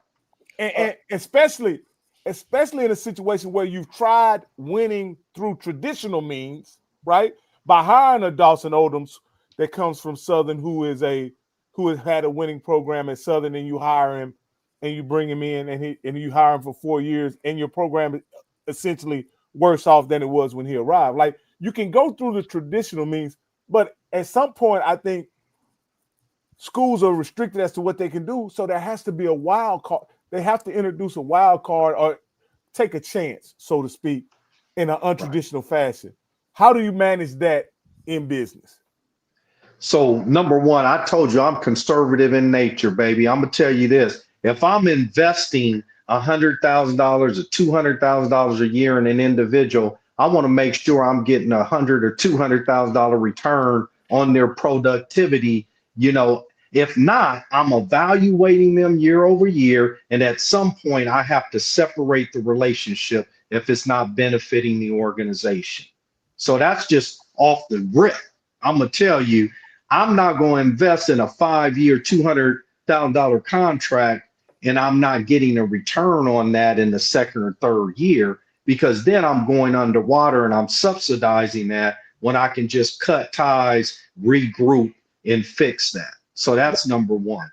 Okay. Number two, I would say this: if we have a reserve fund, and I knew this was going to be what I call a loss leader to begin with, which is where I think you're going, coach. Like, hey, I told the board, I'm going to subsidize this thing for 5 years and I have the money to do that, then that's a different conversation. But I don't think that's what we're talking about when we're talking about these employment contracts. I think the expectation is that the coach is going to generate revenue through his performance to bring back that return on that initial investment. I think that's what the contract is all about. Come on, Absolutely. Coach Cole. Come on, Coach. Let me talk now. Yeah. All this bullshit and all this kind of stuff. Nobody has no fucking idea of what Mike did here. I love Dick. I was impressed with him. He was a hell of a football player. And all the rest of the celebrity coaches that's coming in here with no coaching experience, no NCAA rule violation, don't know nothing about Dawn Patrol, don't know nothing about scholarships, don't know nothing about Pell Grant, don't know about working with scholarships, don't know nothing about working with young people. It just don't happen, man. We had a guy named Michael Haywood, was a great friend of mine, coached at LSU, Michigan State, national championship team, came to Texas Southern and got his head beat in. Nobody knew how much. And matter of fact, he won the MEAC conference in Miami. We had another coach called Coach McKinney, coached at University of Houston, coached at Texas A&M, coached at U of A. He came in and got dusted. Now we're saying that we're going to bring a guy in, to me, that I read up on Michael Vick. And I hate to this is not a Michael Vick put down, believe me. But since he damn on the damn fire, I'm going to turn him and throw some skin, some barbecue on him and all that. His own book, he says, I never really studied the plays. All I did was came to the meetings and went to the meetings through my playbook in my back pocket or in my car, and I drove off. And when the game started, if the primary guy wasn't open, I just took off and used my talent. Okay? When he was at the University of Virginia Tech, I know some guys there. He went to class with a Sharpie, not with a pencil, not with paper, with a Sharpie, to sign autographs and move on. What am I saying? I'm saying that Michael Vick wasn't a cerebral kind of guy. I didn't say he wasn't smart. I didn't say he was dumb. I say he wasn't a cerebral type of guy. Now we're talking about, okay, he's from this area. I want to know, why should we give him the job? What have he done? Does he got skin in the game? What has he done for Norfolk from coming from the Tidewater area, going to Virginia Tech, going to the NFL? And when he's came back, what have he done for Norfolk? He don't deserve the job. He's done nothing for Norfolk besides being a graduate there. Here's the thing. I'm talking right now. God Go damn. ahead. I'm talking. And I hear people on this thing talking about recycle SWAC coaches. Well, damn it, they recycle championship coaches all the time. We catch a phrase and then we run with it. And then that's why Eddie Robinson said it 20-some years ago when I was on the bus riding. It says, when these people get in these situations and don't know nothing about college football, our programs go down. Zoe, you attested it. When we went and hired Coach Bell at Jackson State, who went over there and started talking about, oh, well, these kids ain't this and these kids ain't that. The program went to dirt. Correct? Yeah. Went to dirt. Guys, we got HBCU coaches who have put skin in this game, who deserve that. We got 40 HBCU schools. Eric Dooley, coach. That's one name I put on there. Eric Dooley. Where he just had bad time. He was recycled several times, coach. He was on some championship teams, and when they thought he could be in control, he went down. All right, coach. Man, don't mess with train of thought up. I'm in this thing. All right. So, guys, we got 40 schools to give head coaching jobs to. Okay, 20 blacks, folks. We always got to make the change. The white folks got 25 PWI schools. We still at 10%. Then we got another Division I AA schools we ain't hard at. And then we got Division II schools we ain't hard at. Then we got 3 Division III schools we ain't hard at. So tell me, HBCUs were built for us. I know times are different now. We can go to other schools, but they ain't changed. So why should we? In leadership roles. And I think, and you correct me, Mr. Johnson, that when you're the president, the board, the AD, you have a physical responsibility, all right? You have a responsibility to make sure that we go out and hire the right people for our student body. Not coming in and talk about, oh, well, we'll just put a coaching staff around him. Well, you know what PWIs do for that? Like Vincent Young, he works for University of Texas because he won the national title. Earl Campbell, these guys, they put them in those places to go raise money. That's what they do. But don't be telling me, I'm a college football coach. I'm a damn good coach. So what you guys are telling me is that the championships I won and the stuff I have done don't mean nothing and ain't about nothing, because anybody could do that. And No, anybody I can. don't think Coach. Okay, so I'm No, listen. I'm done. Yeah. So listen. So I'm gonna. This goes back to my point about fit versus potential and talent. So here's the thing: Dawson Odoms won championships. He won division championships, right? Right. You will agree, right? Right. That's what I'm saying. And I put that in there. Their last 5 coaches who all had coaching experience finished with losing records. From Okay? HBCU, Steve, from HBCU. From HBCUs. Dawson Odoms, who had a hell of a track record at Southern, they brought him up there and paid him a lot of money. And he finished with an overall losing record. So if you have a program, now, further, we're not talking about the Blue Bloods, okay? We're not talking about Jack State FAMUs and things like that that could have depth and things like that. And we're talking about a school that has nothing to do with it. This is not a football school. Never thought about football. So what do you do? Because, Coach, I'm going to tell you this. If you are, let me ask you, if you're Sam Shade, Teddy Keaton, Tremaine Jackson, would you take that job or would you take the Prairie View job? Well, one of them would take the Prairie View job. Okay. And the other two Hold on. Wait a minute. So You you said just what proved I'm my saying. point. Okay, listen.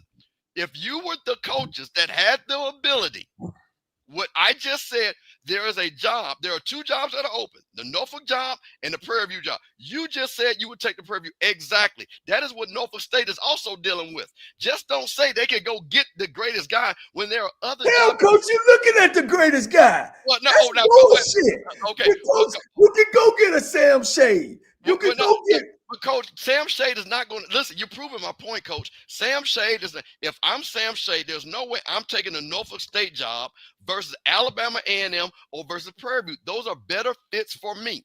Coach, you can't put him at them schools right now. Today, he's at Miles College, a Division II school. He would go to Norfolk State. He would take that, Coach. Steve, let me say this, Coach. Steve, you're going about the wrong way. I'm gonna prove the point to you. Okay, Coach. In your whole soliloquy, you asked a great question, but you asked the wrong question. Your question was, what has he done? Right? That's what you asked. Big done. But here's the thing. As an AD, that's the wrong question. First off, what school is this? It's an HBCU, right? What are HBCUs known as? Low resource institutions. Right or wrong? Right or wrong? But there's rumor. Right or wrong? Here's the thing. You asked what did he do. The question is, let me say something. Now, I'm going to introduce you, so let me tell you go something. I had 7 scholarships at Lane College. 7. Coach. And I beat everybody in the conference. So don't tell me about the money. If I got a football field that's 53 yards wide and 100 yards long, Coach, I'm going to win. Coach, everything bullshit about no famous guy because I played in the NFL. Everything that you're saying is doing this right here. It's going over your head. Let me tell you why. It's not just about wins and losses. That's what you're not getting. You ask the question, what has he done? It ain't what he's done. It's what he can do. It's what he can do. So here's the thing. Prime said it. What constitutes as a win? See, for Norfolk State, it ain't just wins and losses in the win and loss column. It's what he can do for the trajectory of the program. Norfolk State is a perennial loser. Winning ain't just going to change their problems or what Michael Vick is going to do for that program. I guarantee you, Sam Shade could go to Norfolk State. He can have 2 undefeated seasons, and he still won't do what Michael Vick can do with 8 wins. That's a fact. That ain't no fact. Yes, it is. It ain't no fact because he ain't in Norfolk, and he ain't won not one game. It ain't no fact. Sam Shade cannot change the perennial outview to the nation. He cannot. He can't. I disagree, Coach. Hey, Coach Cole, you and I had a brief conversation. You and I had a brief conversation yesterday. You know why? Hold on, let me talk. You know why I disagree, Zoe? Eddie George just won the championship, right? Yeah. You know how many people they had at the championship game? 1,500. So what dynamics had he changed? Matter of fact, the school. Hold on. The school is broke. They pay him $469,000. They play both coordinators $120. The lowest coach on their staff is making $65. That's at any black school. That's hard at any black. So hiring Eddie George, this celebrity coach who took 5 years to win the championship, the school is broke. 4 years. Okay, 4 years. The school is broke. So tell me, how have he helped Alabama, Tennessee State. Okay. Well, I'm not see you saying school. I can tell you what he did for the football program. So with the football program, because let's speak about the changes that he's done. Okay, they got new turf in the indoor practice facility, new weight room, and the upgraded facilities. They got upgraded, added training table because they didn't have it before he got there. They got training tables since he's been there. They got brand new turf fields since he's been inside the indoor practice field. They're in talks. They didn't have that, Coach. That was in the no. I said they put new turf in the indoor practice facility. They did. They put new turf. And you think because of Eddie George? Hold on. You know I worked there, so I'm gonna make some calls. And he won, Coach. He played on national television. You asked me what has he done. But my man said winning don't matter. He said winning don't matter. That ain't what he said. No, I didn't say winning don't matter. I did not say winning don't matter. I said winning isn't the only thing that matters. That's what I said, and it's true. It's true. It's just like I tell you what. It's just like when you got you. It's just like if you married and got your old lady. Love ain't the only thing that's gonna sustain you. Same thing. Same thing. You got to do more than just win. See, yeah, winning keep you on your job. Winning just keep you from being promoted to customer. That's all it does. But you got other responsibilities outside of it. And if you ain't elevating that program, because again, we're talking about Norfolk State. I mean, they like Dallas for crying out loud. Ain't nobody talking about they got tarps over all the seats in the stadium. Seriously. So Michael Vick already right now, before this announcement today, you and I, nobody on the screen would have ever said the words NSU nowhere. You know it, I know it. Ain't nobody talking about no Norfolk State. And I said this though.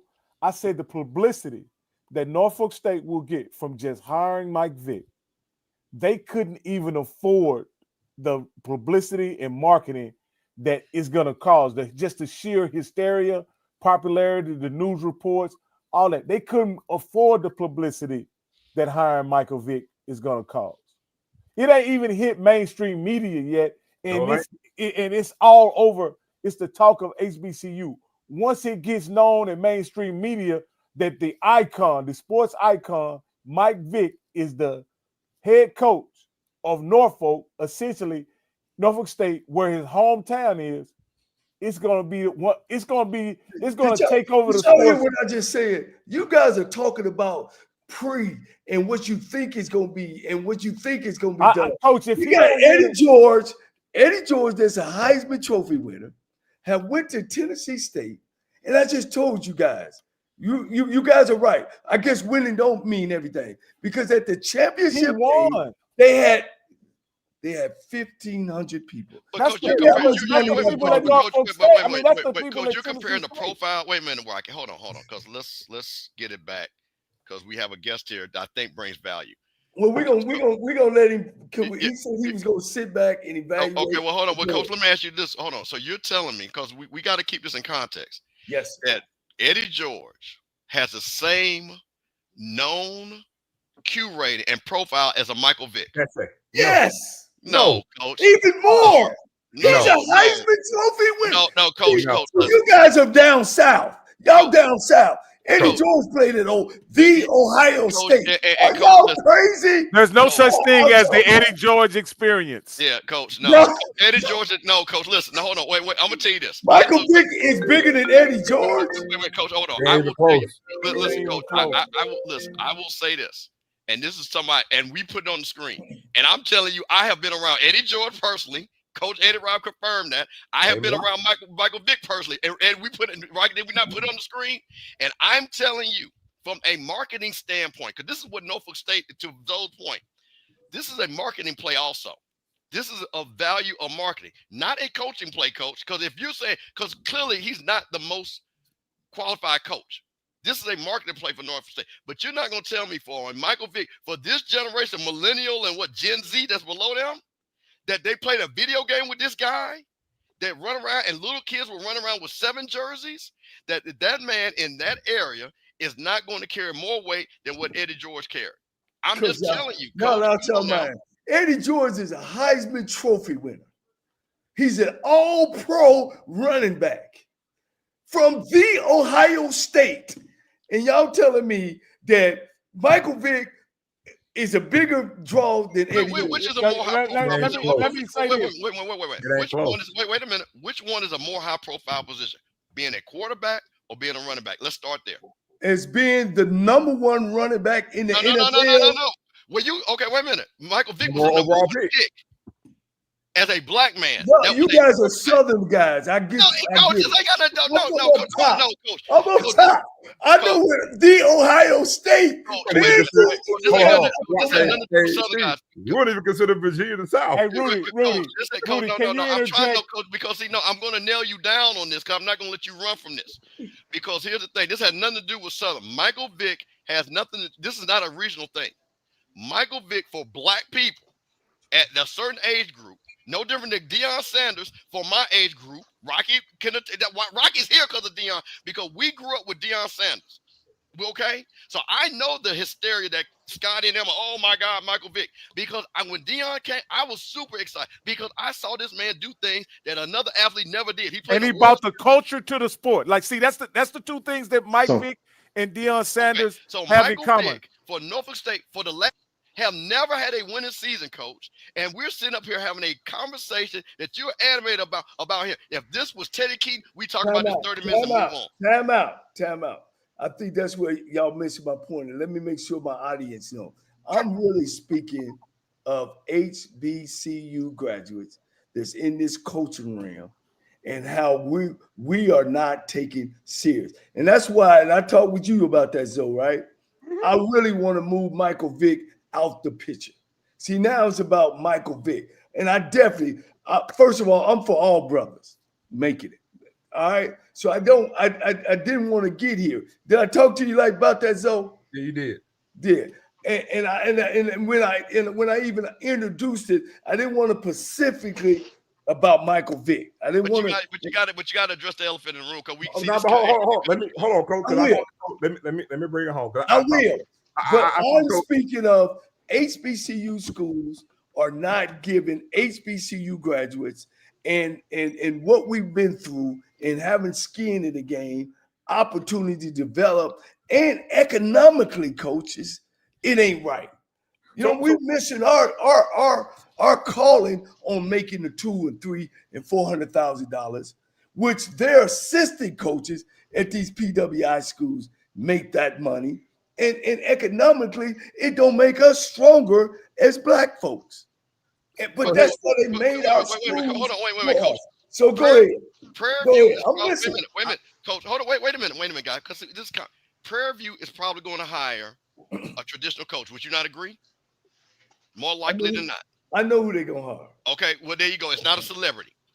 Mississippi Valley is probably going to hire a traditional coach. More likely than not. It's not a celebrity.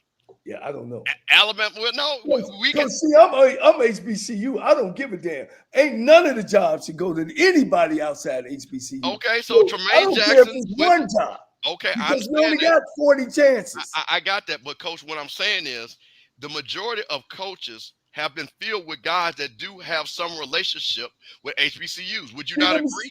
Let me Sean say Gibbs. I wouldn't have started this show if I felt that way. I would be a hypocrite if I wouldn't sit here and stand up for HBCU, just like Zoe told them guys at Jackson State, T.C. Taylor need to be our coach. We don't need to go out and hire no splash. We got him right here. How many we have at the championship game? 36,000. How many y'all average this year, coach at Jackson State? I can't remember. 39,000, maybe. They ain't ended it up yet. They live one double A again. It don't matter. Right? Here's the point, because I did talk to coach. I want to say this. I always say two things can be true. So here's the thing. And for all intents and purposes, I agree with coach. I think we all do. I do agree with you, coach. You know what I'm saying? And we do want to see pretty much every job where, HBCU coaches matriculate, through it, and they reap the benefit of the big contract, and then they could possibly even parlay it on however they see fit, whether it's to the FBS level or to the NFL or whatever their goal is. And we all can be in agreement for that to happen. But two things can be true. The reason why I don't have any issue, and I actually think it's perfect for And I have to say, Michael Vick, only for this particular job. That's why I prefaced my comments earlier by saying, would it be a big deal if he goes anywhere? Yeah, because he's Michael Vick. But I think for this job in particular, Because I'm gonna be honest, I don't foresee any coach, whether it's Tremaine Jackson, Keaton, whoever. I don't see any coach going to Norfolk State in them winning. That's You what know I why? said. That's Oh, what I you know said why? earlier about Fitz. I'm gonna tell you why. Because the data shows so. I'm finna bring this back home to something. Because I told you this, coach. To me, whether it's Deion Sanders, Eddie George, or Michael Vick, what they really highlights, because we talked about what they do off the field and how it can upgrade something, right? What it really highlights is everything else that's not being done. Because watch this. If everything else was done when all the alums were giving back and going to the games and doing their due diligence, if all of that's being done, then I can probably assure you there will be no need to go after Michael Vick. There will be no need to go after Deion Sanders. Because look at what we're doing with TC Taylor right now. But even still, we still weren't averaging 40,000. We got a decrease from when Deion Sanders left. Jackson State should be averaging about 40 to 45,000 fans every game, but we're not. But if all things lined up like we're supposed to be doing it, if all the ADs and presidents were doing their work and the fans were doing their due diligence, then yeah, there will be no need to go that route. But that's water under the bridge because we're here now. And because we're here for a program like Norfolk State, it makes tangible sense why you go and get Michael Vick. Because not just saying, hey, I want to get a celebrity coach and bring him here because he's from around here. It's a multifaceted thing, and it's multi-layered. Hold on, watch this. Michael Vick is a homegrown legend from here. He's the second coming to Deion. Deion Sanders was Michael Jordan in cleats. Michael Vick is not to Deion Sanders level, but damn it, he close. Man, at the end of the day, you get that here. He's from here, born and raised. Guess what else? We already know who the O-line coach is. Another guy from Hampton. There's talk of some other guys possibly from that same area being on the staff. That's a fertile ground. We could take this thing to new heights that is never, ever seen before. And trust me, coach, you can't do that with Teddy Keaton. You can't do it with Sam Shade. You can't do it with no other HBCU coach. It cannot happen. Now, can somebody possibly win some games there? Pete Adrian did in his best season. He won 7 games. Okay, coach. So let's get Rudy. Let me get my guess in. I got you. So let me get my guess in, coach. All right, we don't throw some punches up in here. You know, boy, I love it. I love this conversation. But again, I'm gonna take it back to business. Number one, obviously, whoever made that decision, and I'm assuming it was the athletic director in concert with the president, who probably got the blessing from the board of trustees. They felt like whatever investment they're going to make in Michael Vick is going to have a return over time. The question that I would have is, what is the time frame they're giving Michael Vick to kind of, make good on his return on that investment back to the university? That's number one. Number two, I kind of understand what Coach Cole is saying in that I think there are times when we should be looking to hire HBCU alumni or HBCU folks or coaches. But here's a question I have for you, Coach Cole, and the rest of the coaches. How many HBCU presidents do we have sitting on these campuses kind of making these decisions, these executive decisions? In other words, when I look at the president's suite, am I looking at individuals that went to HBCUs or matriculated from that particular HBCU? I'm assuming in some cases, yes, but I'm not sure what that trend is in the world of Black college in terms of hiring presidents around the country right now. So that would be my number two thing. And then the last thing I would say is I'm going to give anyone an opportunity for 2 or 3 years in the business world. I'll give you 2 or 3 years. And then after that, I need to see some kind of return. I need to see whether it's wins or losses, revenue back to the program, or as Coach mentioned, are we getting some kind of value on the brand? Like, is there some brand awareness that you know, matriculates into some type of, you know, price or some type of return from a monetary perspective. There's something going on. So I would say those three things. I don't really have an opinion on the coaching, you know, assessment of Michael Vick. I wish the brother well. I hope he does well, but I would just like to see more HBCU folks be HBCU leaders. Cool. Well, Mr. Johnson, let me ask I you got a one question. question. Hold on. I got one question. They said, can Yeah. you take the time off and really give us the damn Coach, y'all don't want me to do this. Now, hey, I'm from T. Hey, well, I'm I a- guess I'm a Q. I'm a Q now. Black college.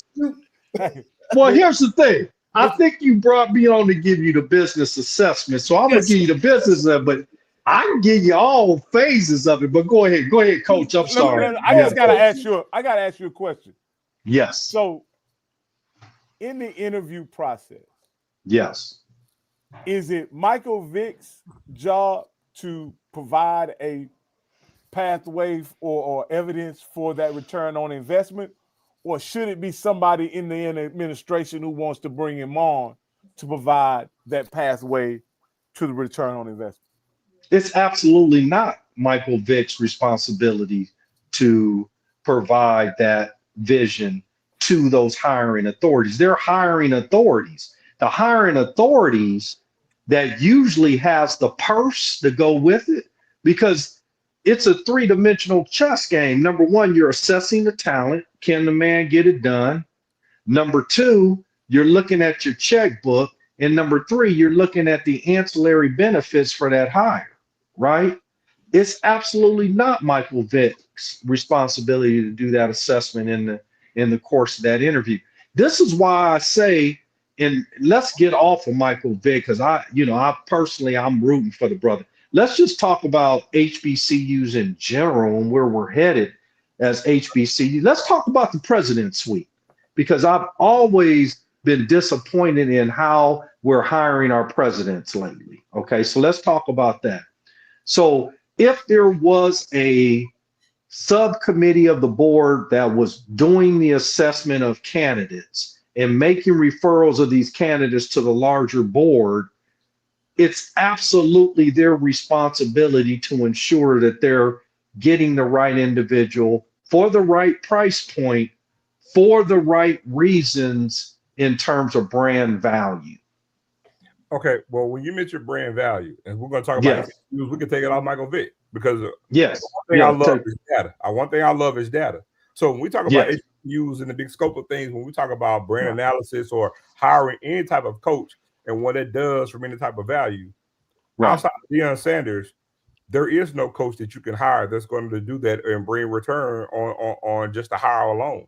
Outside of Deion Sanders, in the history of HBCU, there is no coach to get hired that you will get that from. Cool. I think Coach Sanders. I think Coach Sanders was an anomaly in that respect. I mean, I think he. Go ahead. Go ahead, Coach. Go ahead. I'm sorry. Let me jump in here. No. Go ahead, Coach. So, where are you getting your data? Because all I can speak on is all the places I've been. I have turned them around.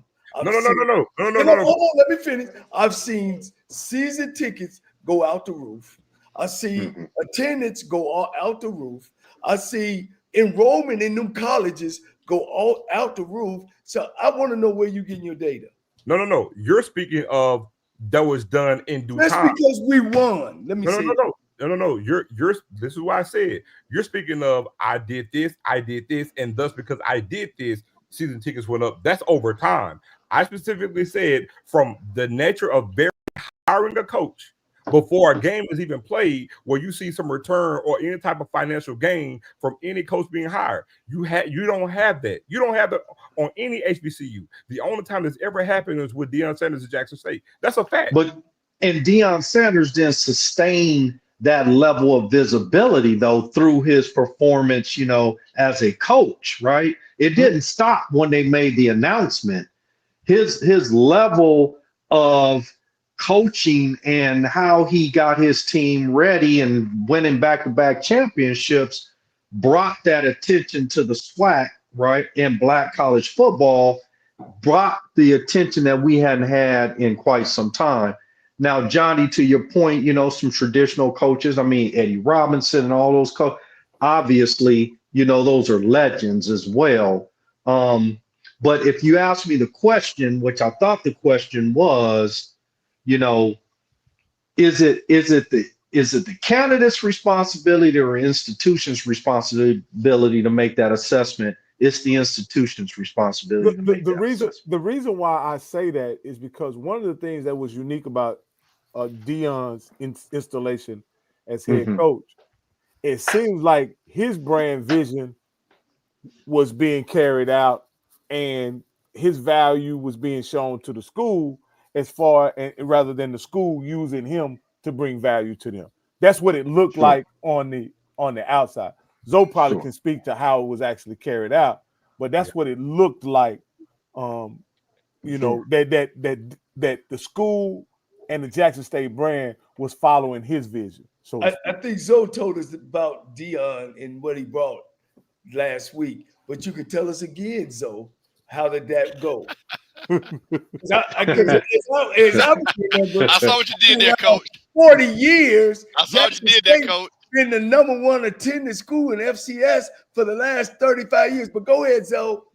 Oh, very much so. I mean, the brand was there, but did he take the brand to a new height? Yes, he did. But the main thing, but the one thing Deion Sanders did, he did add value to the brand. The difference was because Deion Sanders is such a lightning rod, and I can actually go back to the time he was hired.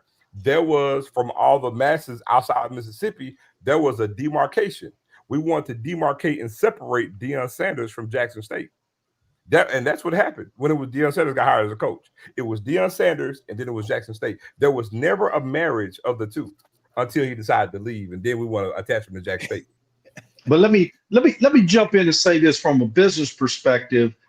There is a higher value on the HBCU brand in total than there is for individual school brands. Thank you. In other words, we need to learn how to work together as an HBCU family to go out and make the revenue that's been untapped in these markets where there are no black colleges, period. Hey, and let me say this, guys, and you guys don't know that.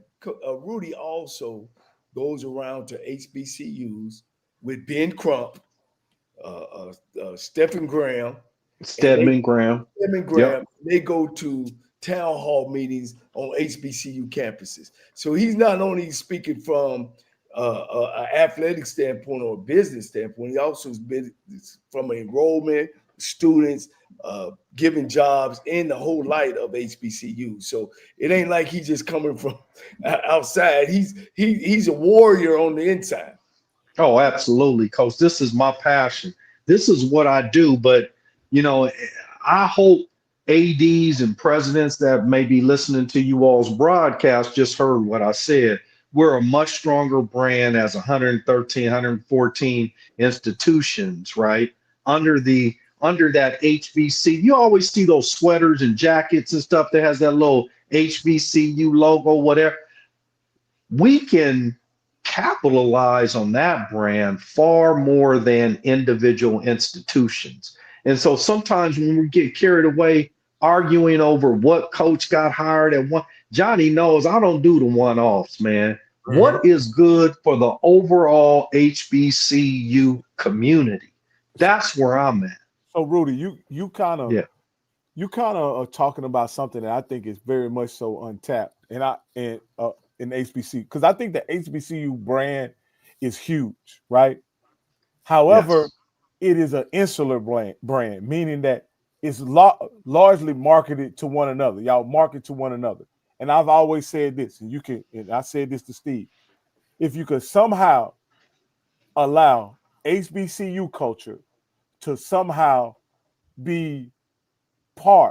truly be part of black culture, then y'all could untap it to a point where it would benefit our culture, of course, by making those institutions of higher learning accessible to all of our kids in all situations and communities, but also those people who maybe didn't have an academic connection to us could then become fans, followers, supporters, much like people do for Alabama or Tennessee who have never stepped on campus or even visited the state of Tennessee or Alabama. You understand what I'm saying? Yeah. Oh, very much so. Very much so, Coach. Let me piggyback because I've traveled Yeah. the country as well as Rudy have. And what you're saying is so right, Rocky. And that's what we don't do, Zoe and Coach. It shouldn't be a state in this country that don't know anything about HBCUs. Now that I live out west in Arizona, and me and Rudy talk, Rudy's from California, and as we travel, we say, oh, we from Texas Southern graduates. And the first thing people say, well, where's that at? But if we say Ohio State, if we say Alabama, even when I tell those people, oh yeah, I coached at Alabama State. Oh man, roll tide, roll. No. At the black school. You see what I'm saying? And as I went out and recruited, and everywhere I go into these schools, and I see the SEC, I see the MEAC, I see everything. And so what you're saying, Rocky, I know when we first met, we talked about that. Coach Campbell, I'm gonna put it on you because you're the historian of our group. Why is that not? Why? And we said that earlier, Rudy, before you came over, maybe that we don't do things together. I think if the MEAC and SWAC got together, Zoe, and put together a TV package, that we could get to millions. I ain't talking about no 10, 20. I'm talking about 100, 200 million if we could put together. But go ahead. I want you to. Well, I want to address something that Rocky said real quick because, and I've got to make this point because we're going to have this start again. We had the Primates. Now we're going to have the Vicettes. We're going to have this whole wave of people coming. The victors. No, I ain't giving them that because they ain't won nothing. They're going to be the Vicettes until they win something. The Vicettes and the Primates because they're going to be one to say. So the Vicettes are going to come in and they don't know nothing about Norfolk. They're going to be, I'm rooting for Norfolk. And you know what they're going to do? And see, this is where the problem comes. It's not gatekeeping. It's don't disrespect me when you don't know my history and you don't know my struggle. Because what happened to Jackson State, and I saw it. I'm from Jackson. I saw it, FAMU. Why Jackson State don't have lights in here? Why they don't have this? And if Mississippi has this and Ole Miss has that, and I have to tell people, if you gave Jackson State the money that they've been underfunded for 100 years, they would have it. If FAMU had their $1.9 billion, they would have. But when you come in, Rocky, and I'm using you not literally, come in and you talk about all the things you see is wrong, but don't ask me why it's wrong and say, man, your house is dirty. Your this is that. So that's where the pushback comes. That's where the gatekeeping comes in because you're not going to talk about Jackson State if you don't know Jackson State's struggle. You're not going to talk about Texas. Like Coach said, Coach had to talk about what he had to do to clean up and line the fields and things like that. Coach didn't do that because he wanted to. They didn't have no money for him to do it. It wasn't that Alabama State or Tennessee State or Texas Southern didn't want to give him the fund. The state of Texas didn't give him the funds. So if you see a light, like when Ed Reed went down there, my daughter works at Bethune-Cookman. I know the struggle that they had this stuff. And you know what? They hadn't paid them. My daughter hadn't got paid for 2 weeks because they were waiting for money to get paid for. So now, to that point, for us coaches talking about working together and about branding, which Mr. Johnson's talking about, branding is very important, but it also has to do with the correct messages that go out and do the branding. That is very important.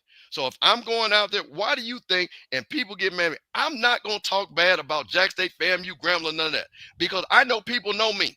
And people are going to call me and say, what you mean you said this about Grambling or FAMU or this?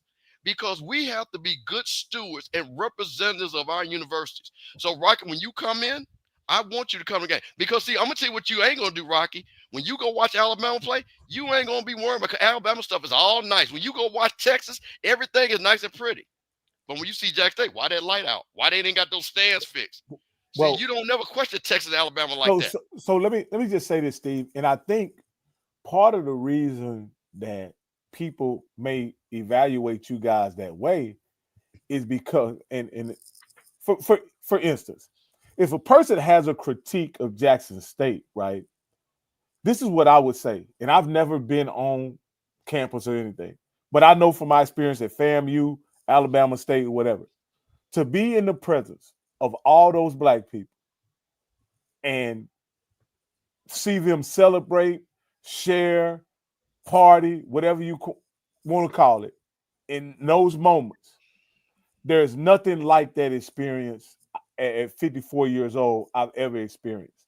And that's the goal. Like before you can critique the school, go have an experience first. That's what I would tell anybody. Well, see, go have an experience. How many people didn't do it? But look, and Zoe knows because he was done it. How many people just came as primates, never saw, didn't even know, some people call it Jacksonville State, didn't even know where it was located, okay?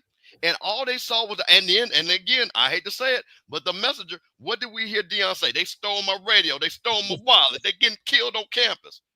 This is what he said. They stole my money. You know how many times I go in the barbershop? Man, did Jackson State ever pay Deion his money? No, I know the general counsel at Jackson State. And I'm going to just tell you something. Jackson State didn't owe nobody no money because I know that guy, okay? So my point of it is when you're doing those things, of course, I'm going to defend and they say I'm going to guard the yard, 100%. Sound good when you say it, Steve. Huh? Sound good when you say it. Hey, man, because I know how to say it, baby. I'm from Jackson. I know how to say it. So the thing to Mr. Johnson, as he goes and he represents, like, you know what I know, and Mr. Johnson, I would like to talk. You went to Texas Southern. How much pride when people, because you're in this position and you're around leaders and they think that you went to University of Texas or you went to Texas and you say you went to Texas Southern and they have to step back. How do you have to defend that sometimes, I'm assuming, that you have to explain to them who and what you are because of where you come from. I think that has a lot to do with some of the issues. So yeah, Rocky, when you came down there, but I tell you what did you do? You came down there, you looked at our field house, you got on the show and made a very simple comment. Man, why the field house ain't blah, blah, blah. I got a phone call from the coaches. Who is this guy talking about our field house? 5 minutes later, coach. Hold on, Rocky. Well, Steve, to your point, when Deion Sanders left, what became Jackson State's battle cry? Guard the yard. Guard the yard. That's where it originates from. That's where it came from. Protect, gatekeep, and guard the yard. That's where it actually stems from. That's all what I've been talking about. So guard the yard. HBCU. Damn, don't y'all see what I'm saying? Mr. Johnson. Go ahead, Rudy. You got the floor. But that's all I'm doing. Tell them how self-defeating. I gotta say, guard the yard. Tell them how self-defeating guard the yard is from a business standpoint. To me, that's self-defeating. Oh shit. Where do I start with that? Hey, I've been working my whole life to guard the yard. You know, everything that I'm about is about guarding the yard. You know, I am a product of guarding the yard. You know, in my journey, in my professional journey, I made sure in my bio, every time they introduced me, they had to say the words Texas Southern University, right? I could have skipped all that and said, you know, I have a master's in public administration from San Diego State University and kept it moving, and no one would have been the wiser. But it's always in my bio. It's always kind of that byline to everything that I do, because I want them to purposely have to stop and acknowledge that this individual that's sitting before them matriculated from an HBCU. So it's incredibly personal to me. And this is why I have so much passion in what I say and how I go about it, is because I started my journey on the campus of Texas Southern University at age 17. So it's very personal to me. And we all have a voice because we all have a connection. But let me say one thing before I forget what I was going to say about this HBCU branding thing. There's gold in them dar hills, and we need to sit down and understand. Damn, who gets the credit, or can we get along, or do we like each other? We talking about billions of dollars potentially in revenue, in sales, in marketing, in appearance fees that can be had if we just sit down and work this business strategy out under the auspices of HBCUs, not just individual, institutions. I'm talking about brands, the brand that will sell in every market.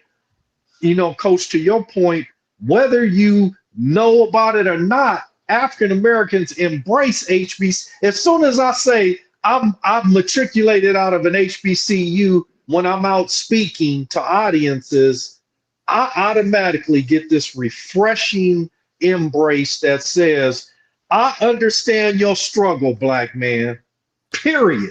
Yes, Whether sir. they went there or not, you know. So I know I got on a bit of a tangent there, but y'all maybe come out this tie, god dang. So I had to come out the tie. But don't get it twisted. I'm still made via Texas Southern University. Okay. Well, Well, Mr. Mr. Johnson, Johnson, can you grow the yard while gardening the yard? Say what? I'm sorry. Can I grow it? While gardening. Oh, absolutely. Yes. It's all about, you know, I call that, you know, when you scale, that's growing the yard. But here's the thing. We have to like cut it down, get it right, then scale it. We trying to scale on the back of some raggedy stuff, man. And if I can just be real, y'all want me to be real? I'm a HBCU graduate. The stuff is raggedy right now. We have to come back in. We have to build the infrastructure correctly and then look to scale outwardly from there. Now, one or two institutions may have it down. I love what Jackson State has done. You know, there's some other institutions that have done well, but those are onesie twosies out of 115 plus institutions. Period. It kills me, man. It kills me to think that we got to go outside to get people to process our HBCUs, to sell ourselves. We got champions on the inside. And that's our problem. We do not have champions on the inside. Let me tell you what. Let someone else tell us that we're Let me say one real thing that just happened.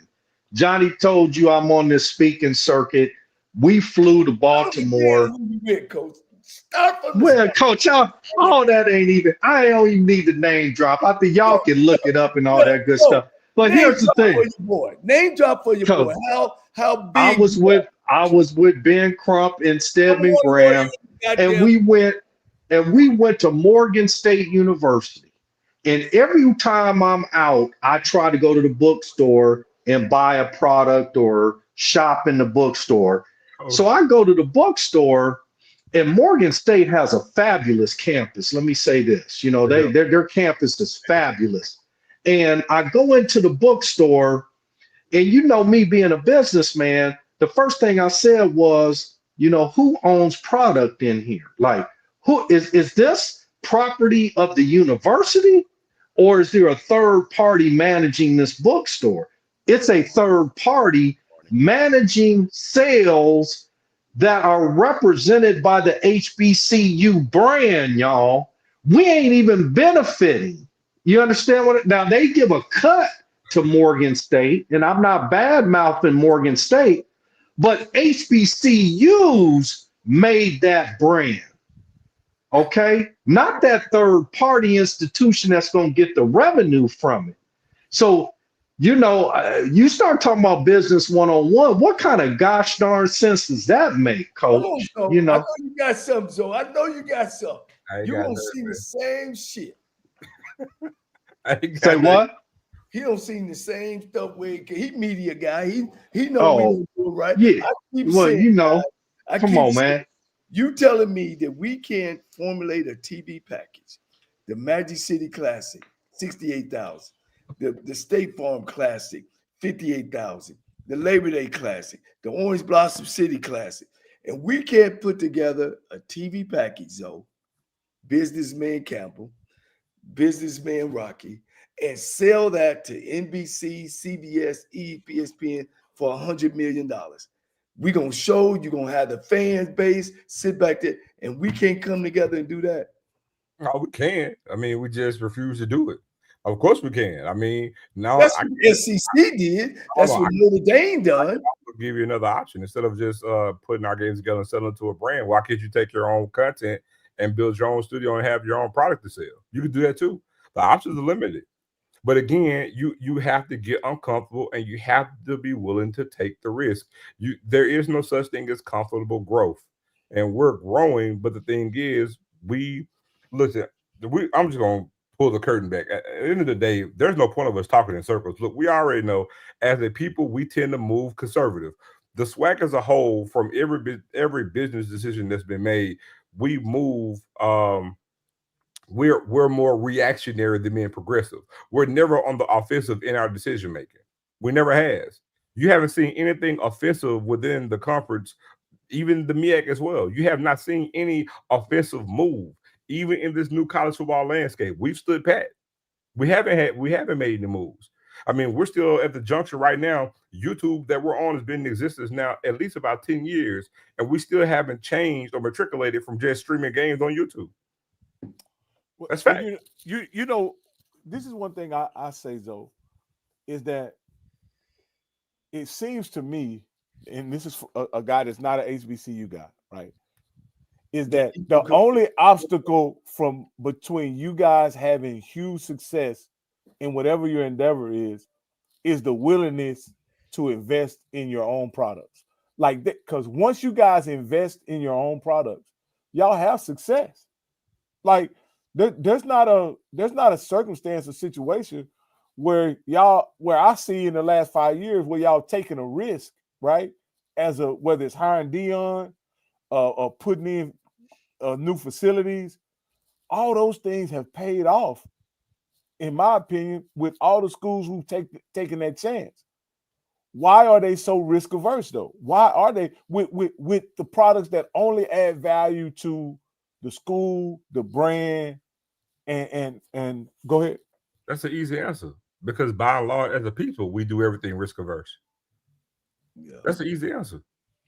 Hey, Rocky, put this comment that and I hate to do it to him. Ronald Hunt said, "I've been to Alabama, Southern California, USA, and Minnesota." Put that up. Put that comment up. By Ronald Hunt? Yeah, put that up.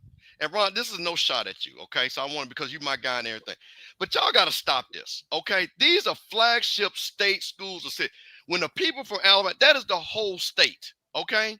I'm going to tell you something, and Zoe will tell you. At Jack, do y'all really think it's 30,000 graduates in a Jack State football game? Hell, Jack State only got 60,000 graduates total. So when it's 30,000 people in the game, I'm just going to tell y'all, only about 10% of them people actually went to Jackson State.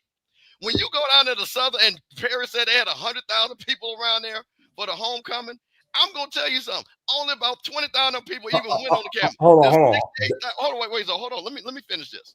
Because, see, this is what I have a problem with. Stop doing this. Because, yes, if you walk up to Alabama, all them white folks are going to root for Alabama. That is the flagship state school. If you root for it is the flagship state school. Hey, guys, Mr. Johnson has to go, and I think give him opportunity to say bye to everybody. Okay. And I want to let him know that I appreciate him coming on, because he's been a tremendous guest. And anything you'd like to say before you depart this evening, sir? First of all, coaches, this was fun. I learned a lot. Thank you for letting me kind of ride shotgun with you all, and I'd love to come back. Thank you. Hey, and my brother, J. Cole. All right, baby. All right, I'm ready to come back. Appreciate y'all. Late. But one thing I want to add, hold on, Steve. I want to say what you just said. Steve, you're absolutely right. But there's a term specifically for Alabama for that same crap. They're called sidewalk fans. Man, more than half of them people in Alabama, they're not Alabama graduates. They're called sidewalk fans. And I want to say this too. For all things holy, stop that crap. If we give an example about any HBCU, we love to go to the 1%.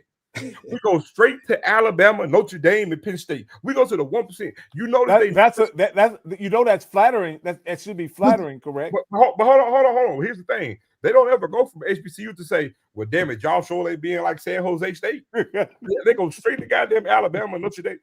I cut that crap. It's not apples and apples. But see, I guess my point of it is it's a false narrative, because I just showed you. I can take you to at the match. It's 68,000 people at the game, right, Coach? Almost 70,000. Do you really think all those people are alums of that school? No. Well, here's the other thing. Here's the other stat, and it's a true stat. You can look it up. HBCU schools average more fans than at least about what you would say 45, 50,000 of FBS schools. We average more fans than FBS schools. We always finish in the top 10, 3 or 4 of our schools as number 1, 2, and 3 in attendance in FCS schools. So let me say this, and I'll let you guys go. I've lived in a D1 city all my life. All my life, I've lived in a city that had a D1 school. And to be honest with you guys, when you told me Jackson State's attendance numbers, I thought you guys were lying. Because if you could go, you can go, because all this is verifiable.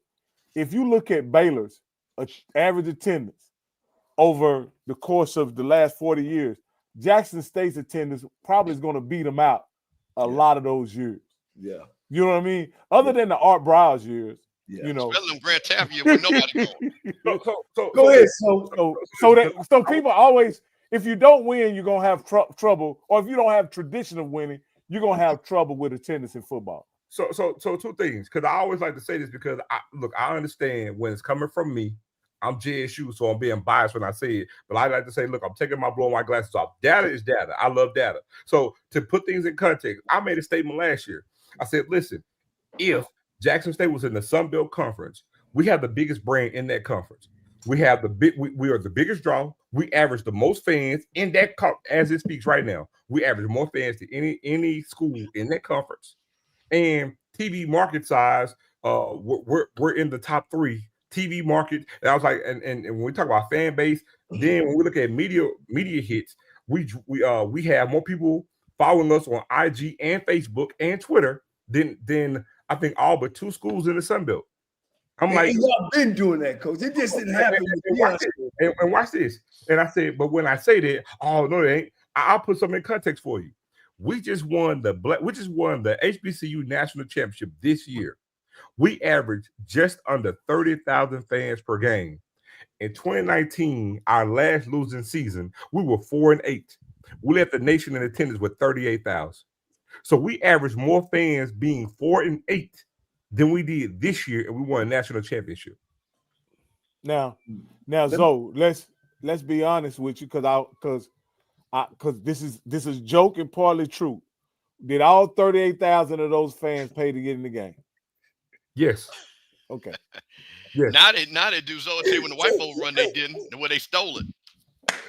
Now, let me get y'all 3 straight. Hey, Rock, is the call line open too? Because we got a bunch of I got the call line on. Ain't nobody call in and curse and go off on Coach Cole about Michael Vick real quick before we get off of here. Let me say something to y'all 3. Mike Vick, Tom Brady, everybody. Winning,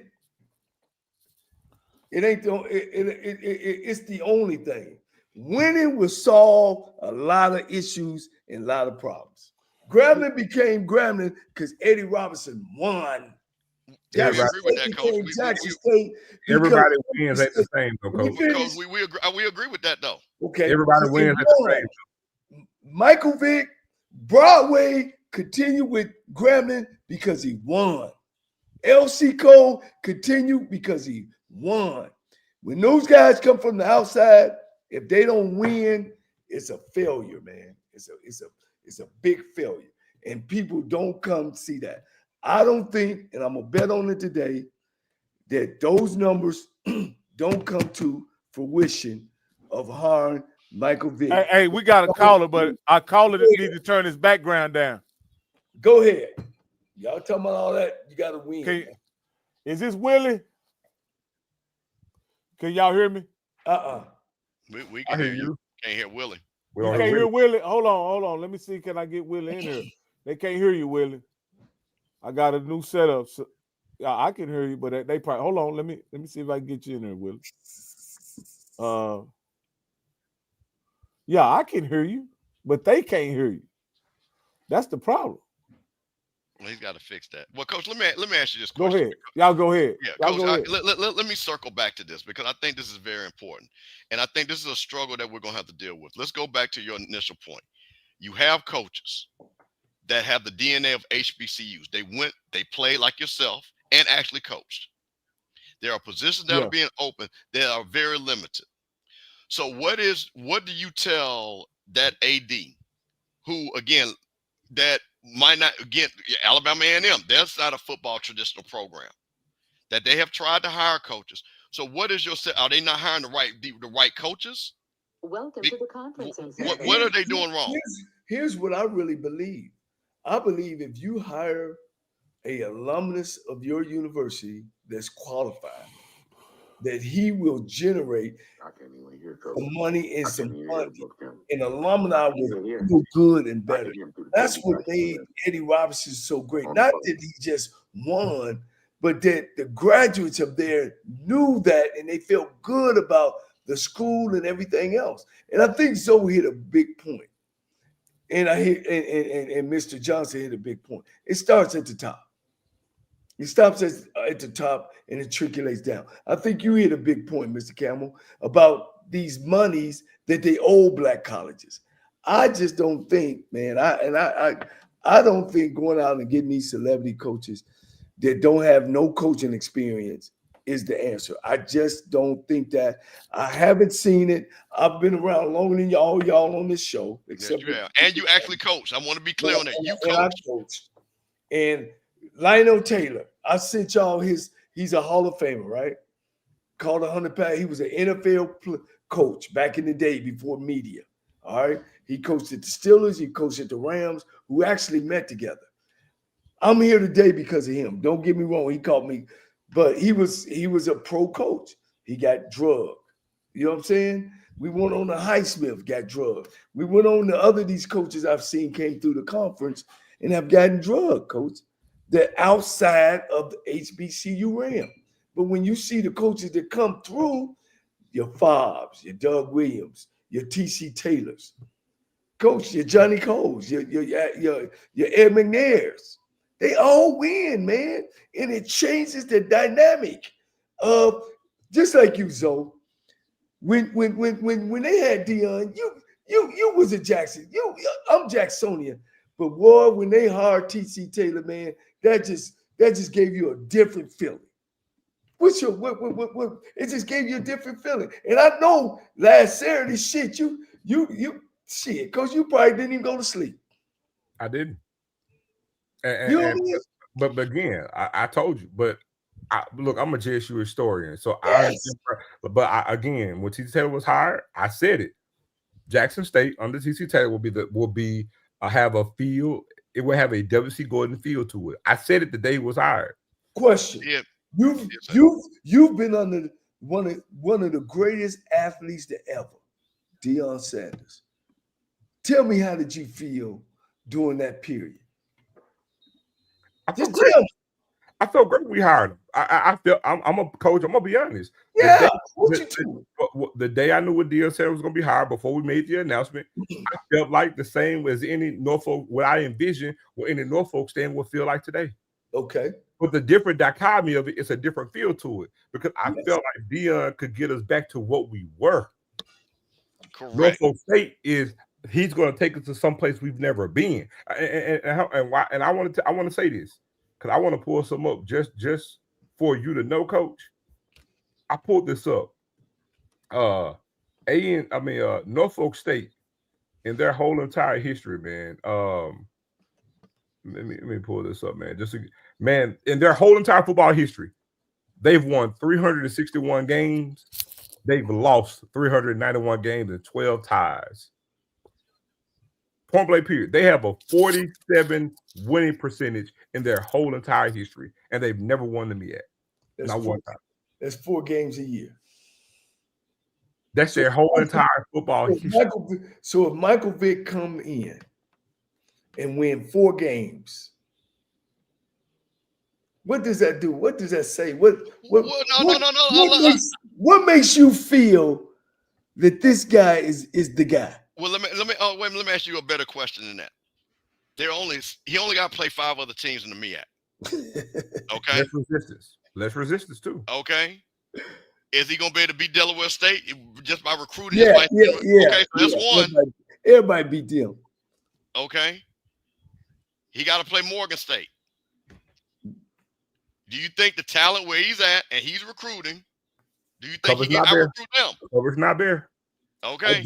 I don't I don't think he's a better coach than Wilson. No. I ain't say You don't better have to coach. be. No. I'm And just that's have what to. I'm saying that to say Wilson would have his team to Okay. beat them. He don't have to be the better coach. And they'll be Okay. right back where they were. Howard. I know Coach Borky's over at Howard. He came behind me at Lane College. So that means you also know that he can lose. Yeah. Okay. So right there, he's already 50%. I'm gonna drop y'all. Y'all come in. Y'all know that ain't fair now. No, it is. Because I've been trying to tell you, because I've been saying this all night. There's a difference between fit, which your argument is legitimate, versus situation, which and that's what we want to say. That's why I wanted us to separate the two. Because we separate the two, there is a more robust discussion. And that's the reason why I'm saying that. For what Michael Vick has to do at Norfolk State, he is already, in my mind, it's just like, so wait a minute, Zoe, and you were right there. What did Deion say? Just wait till I get my guys. Mm-hmm. Just wait till y'all, when I get my guy, and the only team that even had a snowball chance as hell was FAMU that first year, and he whooped our ass the second year. Okay? Because he was able to out-recruit, not out-coach. Not out-coach, because unfortunately, when they went to the Celebration Bowl, they got out-coached. Let me know when y'all ready for the callers. Yeah, we ready. They ready? Yeah, Go ahead. ready. Go ahead. I'm sorry. Go ahead, caller. You're live on HBCU Coaches Corner. Yo, how y'all doing? First of all, I'm just trying to figure out. Okay, Cole, within 4 years, right? You had two figure-headed coaches, right? And you asked, what would Vic's record be his first year? My question to you is, what was Coach Eddie George's record in his 3 years, and what is it in his 4th year? With zero experience prior to 4 years ago, what was his record 3 years ago, or in his 3 years compared to his 4th year? I tell you, it's a conference championship in a harder division or in a harder conference in the Ohio Valley Conference. That he's a champion with zero experience. Deion, in 2 years, right? Not counting his spring year, because of course he didn't have all of his recruits, right? First time he goes 10-2. Second time he goes undefeated, with his only loss being in the Celebration Bowl because 3 of his defensive linemen were in the transfer portal. That's Katron Evans, that's Griffiths, and that's Humphreys. With Niles Gaddy also not playing in the game because of a whole bunch of, I don't want to go into that because I don't want to get angry. But anyways, that's not a loss if all 4 of those play the game. Why? Because they're constantly adding pressure on NC Central's offensive line for 4 straight quarters. They can't handle that amount of pressure that's coming with them. The only reason why NC Central won that game was because they were bigger on the offensive line. They dominated a smaller defensive line that didn't have all of their trenches because 3 of them were in the portal and 1 was on the sideline. 1 didn't even play in the game. His head, both his feet weren't in the game. 1 was in Boulder, Colorado. The other one was in was in the game. With Tim Brewster not even being at the game, he was recruiting in Colorado. He was recruiting for Colorado. So one of his coaches, quote unquote, to speak, wasn't even at the damn game. He was somewhere on the plane headed recruiting for Colorado, right? All right, that's an undefeated record if everybody's playing, but I don't want to go into details. I'm just trying to figure out what is his point, because he's not making sense here. It's almost as if it's a personal vendetta because it's a celebrity status coach versus HBCU culture. He's trying to make it a war here, and it's really not. What this is about, this is a move to level the playing field. It's a step closer. And why there's nobody talking about a super FBS conference when your value is now in HBCU spaces is beyond me. I know that's a leadership conversation. That's a president conversation. But alums, and I said this before years ago, alums with the students and the student athletes are going to have to become more actionary, even if it calls for them to unify, right? To protest against leadership in order to get some shape, because this is a conversation that should be had as soon as Michael Vick was rumored to be a coach. Now that he's officially the coach and there's value added towards HBCUs, the MEAC and the SWAC should align to form this super FBS conference to be able to make a move in 2 years. Because the money and the resources and the backing will be there. There will be no more excuses after this. Hey, well, I'll let Coach Cole respond. Yeah. Go ahead, Coach Cole. Well, first of all, I didn't want to start this off as a Michael Vick teardown. He's a brother like I am. He did. He did not. Yeah, I talked before that. But I wanted to make this an HBCU a thing about why and how and because that we should have opportunities to coach our own university and our own school. So let's talk about Tennessee State, because I was there and I won championships there. And when you look at Tennessee State, it ain't the same Tennessee State. Tennessee State has softened their schedule to play Lane College, Arkansas Pine Bluff, Mississippi Valley, where they're used to. Now, he won the championship, but he tore down what was he there for. Nobody comes to the games. Nobody really cares what Tennessee State does. So at the end of the day, any coach that could have came in and done that and won the conference, but at the end of the day, if it was a Tennessee State graduate or HBCU graduate, maybe they wouldn't have lost the fan base that they lost, because the HBCU guy knows the fabric and knows why does Tennessee play these kind of football teams. Your Florida A&Ms, your Jackson States, your Southern universities. So don't give me that. Then they go and get in this conference where now the conference is tore down, and now they're adding schools like Linwood, Charleston Southern. So don't give me about Eddie George and what he's done and what he's came to. And the last thing I've heard, that the school is broke. So tell me, what is the great thing about Eddie George coming to Tennessee State and winning a championship?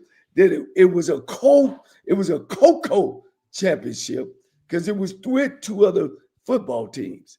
Damn. So they won a co-championship to get it straight. So yeah, I do have an issue and a problem with that. So tell me, how and what have he done at the end of the day to raise money and to raise funds? And like Mr. Johnson said, what was the value? The state of Tennessee still owe him. Was the risk bigger than the value? I don't think. Can you? Hey, we got Uncle Willie on here, and go ahead. Let's get Uncle Willie in here. Go ahead, Uncle Willie. Because Tennessee. How you doing, Brother Cole? Brother Cam, you still eating that chicken? I'm just messing with you. I'm just messing with you. Popeyes, not Kentucky Fried. Popeyes, brother. Hey, it's too many things to touch on, so I'm just gonna touch on a couple of things. That last caller, yeah, he did lose to Celebration Bowl. That do count as a loss, because that was his doing for not bringing those players out there. That was his doing. That was his doing for not letting TC coach that last game when he lost the last one, because he wasn't gonna let his son play if he wasn't gonna coach. And another thing, Zoe, this is what I want you to do. You and Mr. Campbell, I want y'all to take Rocky under your wings. I love Rocky, but there's a lot of things that Rocky don't know about Rocky. Seriously, Rocky. You remember when you were watching the game with Scotty, and you say when we were playing Alcorn, and you said, look at that, they got a whole dance group that's putting on the routine. You know that's disrespectful. I know you don't know, because you're not in the HBCU space, but everybody know who the Q Dogs are. I was being half the damn football teams all over the country is Q Dogs. I grew up down the street from an HBCU campus. I know what a Q Dog looks like. I was being facetious. Okay. But now, I wasn't being facetious about the fact they should have had their ass set down cheering for Jackson State in the middle of a championship game. But I was being facetious about talking about what dancing group is that. I was being facetious about that. But watch this, Rocky. What you should do is, seriously, come to the vet next year. Come to the vet. Now, I wouldn't tell you to go to other schools, because I don't really like those Louisiana schools. But the Hole is a pretty good place to go to. But come to the vet next year. I know you ain't never been in the vet, but when you come in the vet, you're gonna be surprised. A lot of things that we've been telling you don't believe. Another thing I want Zoe and Mr. Campbell to do when they start talking about that other coach, and we got facilities built. Please let them know the only thing that Joker done was hire a barber and put in TVs and game stations, and he didn't have nothing to do with that shit that you see on Jackson State campus. Rocky, you need to stop saying that because that's pushing a bad narrative. He didn't do that. I was on Jackson State's campus in 1989. Right? We done built a whole bunch of shit since then. Last time I was on Jackson State campus, and I wasn't on there for no education, if you know what I mean. We done built the Walter Payton Center. We done built a new baseball and stuff field. We done did a whole bunch of shit since 1989. Uncle Willie, I can't let you keep jumping on my man.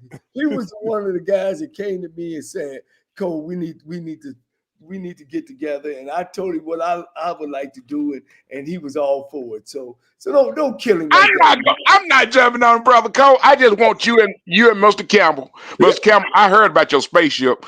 I want you and Mr. Campbell.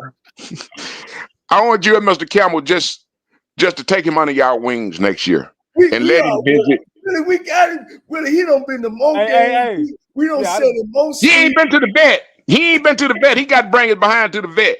That's why we got Zoe. He gonna get us straight. You know what? I thought I was going to see the champ when I went to see Alabama State this spring, and it didn't turn out to be that way. And so this next year I may have to go with Jackson State as my preseason pick. So me and Coach Cole and Mr. Campbell may end up in Jackson for the spring game. So you come down here, let me know, Rocky. I got you. I'm gonna take you, get you some good barbecue and all that good stuff. I got plenty of barbecue. You want what? Catfish. Oh, catfish. Okay, then you let me know. I go fishing all the time. I don't even eat catfish. I like brims and white perch. I'm going to give my catfish away, but now I know what to do. Oh, thank you very much, Mr. Willie. We got some other people. We're gonna get all right, man. I appreciate y'all taking my. All right, we got my man here. My man got his camera on, man. So we're gonna let him come on. Look at that boy. Look at that boy. Boy, let me tell you something. Hey, hold on. Hey, they what winning feel like. But hold on. I gotta say this. I'm gonna set you up. I went to church. And I'm telling you something, them Jackson State folks had their jackets on, they had their hats on at church, and they had been praying. So Carter got that fresh championship shirt. Fresh T-shirt. This is the first time I done wore it. I bought so much gear, I went crazy with it. But I have a real question for Coach Cole. So the first thing first, I actually agree with Coach Cole on the about the coaching hires. But my issue is this: when are we gonna hold the HBCU coaches like a Coach Cole, your brother Coach Cole, Teddy Keaton, Sam Shade, all these guys that you've named? When are we gonna hold them accountable, or all you guys accountable for saying y'all are responsible for training the next generation of head coaches? Because if coaches like yourself and all these coaches that have won championships in the SWAC and somewhere else, if they're not saying, hey, look, my offensive coordinator give you 40 a game, why isn't he up for the Norfolk job? The Alabama State defensive coordinator, why ain't he up for the PV job or for the Norfolk job? So if our coaches are not being held accountable for saying, I am your training ground, I am the coach of my coaches, then how can we be upset when Norfolk goes out and say, I'm gonna bring in Mike Vick instead of say the D coordinator at Alabama State, or and I hate to even say this, Zoe, do not jump on me, or Coach Quinn, right? What? So how do we rectify that problem though? And my second question to you is, you coach for X number of years. Is your offensive coordinator and defensive coordinator from that Texas Southern team, have they been a head coach or are they still coaching right now? So I would put the onus on you to say, hey, I'm a Texas Southern man. I don't want a chip. My offense was giving you 30 a game. I had a leading defense. What where your tree at? I'm gonna tell you my tree. My tree is outstanding. First of all right, this is outstanding. First of all, the O-line coach at the University of Alabama worked for me, Chris Kavilovic. All right, making over $1 million. Okay. My second guy, Grady Brown, defensive back for the Pittsburgh Steelers. All right, making $500,000. My next guy was my right-hand man, Dora Williams, got a head job at Livingstone College. All right. My next guy is Richard Freeman, who was the head coach at Morehouse State University.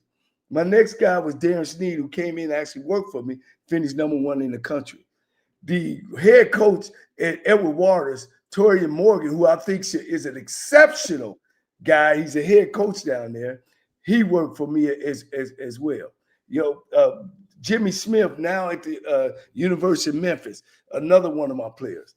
I mean, I have a tree, and if I'm asked those questions, and if I'm put on those committees, I could recommend those guys, and not just me, my brother, Rod Broadway, some of these other guys who came through the ladder in the time with me. See, when Eddie Robinson and them coached, torches was passed on. Eddie passed the torch to Doug. W.C. Gordon passed the torch. The other guys passed. That's how Alcorn, Grambling, Jackson State have remained relevant because they have passed the torch on to their guys. Now we've gotten away from that, and now we've been to the outside. See, I was at a school at Texas Southern who stayed outside. And you left somebody out, Coach. Did you leave them out on purpose? I probably did. Because they're playing for a Division II state, Division II national championship. Yeah, next week. Tremaine Jackson. My tree. Tremaine, unless he come up under me, and he's playing for a national championship game. Thank you for reminding me, Coach. And it's several more that I don't even talk about. You know what I mean? People have taken my offense and put it into their content and the hobo offense, but because I'm a black guy, they don't want to call it the hobo offense. But if I was a white guy, they would be saying that. They come with the spread and all this other junk that they do. The same thing to Archie Cooley. But here's the thing, though. Coach brought up a good point, right? Because this is true, right? Grambling, Eddie Robinson has his tree. And what they would do is his coaches would have success. The coordinator would leave and go somewhere else. His tree would branch out. Same thing at Jack State. Coach Gordon. You had Carter Jones, Houston Markham, you had Judge. But here's the thing. I want to pay attention to what you did, Coach, because you think you slick on this statement now. You said Southern. You said Grambling. You said Jackson State. You know what you didn't say? You didn't say Texas Southern. Texas Southern. I said I caught that same thing. You didn't say Norfolk State. You didn't say Pine Bluff. But you know why? Kevin Ramsey, defense coordinator, #1 in the nation. No, here's the point I'm getting at. The point that I'm getting at, even though you're saying names, is success. I just told you, Norfolk State has lost more games than they've won in their history. They don't have that of what you speak of. So what I'm saying is, though you're saying what you're saying is true. Listen to me good. You're right. It is true. But it's not true everywhere. Everybody ain't winning. Some places are losing and ain't never won before. Valley can't speak of it. I tell you what, Valley had Jerry Rice and Willie Totten. Willie Totten came back and coached at Valley, right? How many winning seasons did Willie Totten have? And his name was on the stadium. How many winning seasons did he have? He had 1. Okay. He's 7-4. Now, watch this. And when he came, he brought one of the best quarterbacks in the state with him, Aries Nelson. Aries Nelson. I went to high school with him. And how did he get him though? He got him from Mississippi State. Carter, you from Cleveland? I'm from Cleveland. I can tell you about that. I can tell you how he got him. Carter. I got to talk to you later on, Carter. But so here's the thing, Coach. The point that I'm getting at is that what you're saying is true, but it ain't true everywhere. So when we talk about the possibility of like a Norfolk State to want to think outside of the norm, they're willing and right to do it because they got to look out, because they got to do alternative things because the way that they've gone about it, it ain't working. You know, if it look like a duck, quack like a duck, it ain't a damn mongoose, coach. Seriously, they gotta try something different. Here's what I'm saying to you, coach. Here's what I'm saying to you. Because you shooting stuff up in the air that ain't shit. We assuming that Michael Vick can do this. Because he has nothing in his. I listen to you. He has nothing in his repertoire, even as a coach, to say that he can do it. Here's a man, and guys, again, I don't want to make this about Michael Vick. We're not. But he's an ex-felon. He screwed up real bad, right? Okay. That's out there. You know what I'm saying? And I'm not saying that they should hold that against him. I'll be the last one to say they can hold something against him. So what we're doing, coach, we're guessing that he can do this. It's nothing written that says that Michael Vick is going to bring Under Armour like Deion Sanders. It's nothing that they going to say he can bring that Nike already. Huh? They got Nike already. You don't have to. See, here's the thing. Exactly, coach. Coach, you got to separate. See, what you're doing is one time. Here's the difference. Here's the difference, guys. Here's the difference. I'm saying that I done it at Lane College. I took over at Lane College. Terrible program, right? Season tickets went up, enrollment went up just because we won football games. Just because we won. All right. Mm-hmm. Y'all saying because Michael Vick played pro football and he's from there, the season tickets gonna go up. Money is gonna come in there, and they're gonna get their attention. So, Coach Cole, let me articulate this to you. And I'm saying, it's good, but something's got to go with that. Let me say something, Coach Cole. This is what I'm saying. I'm saying Mike Vick, the cultural icon that is Mike Vick, him attaching his brand to Norfolk State is a net positive. I don't give a fuck. I don't give a care if he go 0-10. Him attaching his brand. I'm not arguing that point. His brand to Norfolk, whatever. Now, again, my point is saying this is in large part because the professional men, the practitioners of coaching that they've hired in those jobs has failed to produce results, coach. They have failed to produce results.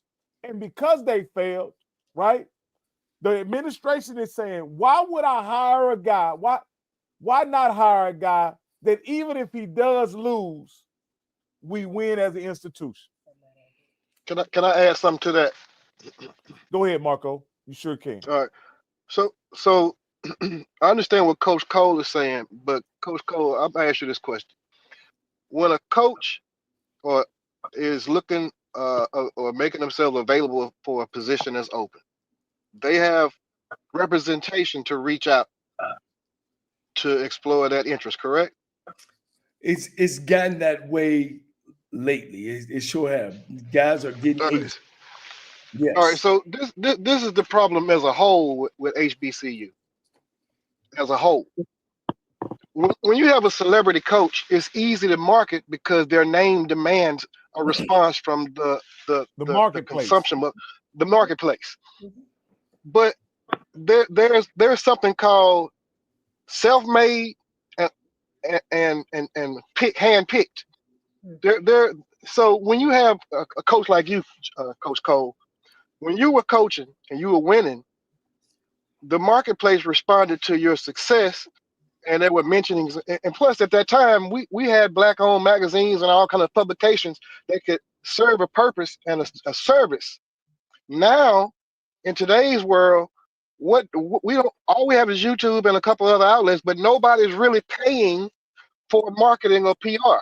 So if a company is going to represent you to get the job and take the commission once you get paid, once you get hired, you need to still take some money and then pay a PR company to keep your name and likeness out in the public sphere so it can be consumed and you become more familiar as a brand. Now it's easier for you to get other positions or move up and do more things and make it easier for you to recruit.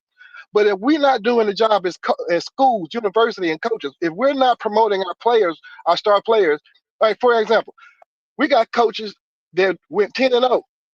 You got ESPN Plus, but they didn't create no show on ESPN Plus to cover HBCU, so there's no coaches being called for interviews on ESPN Plus.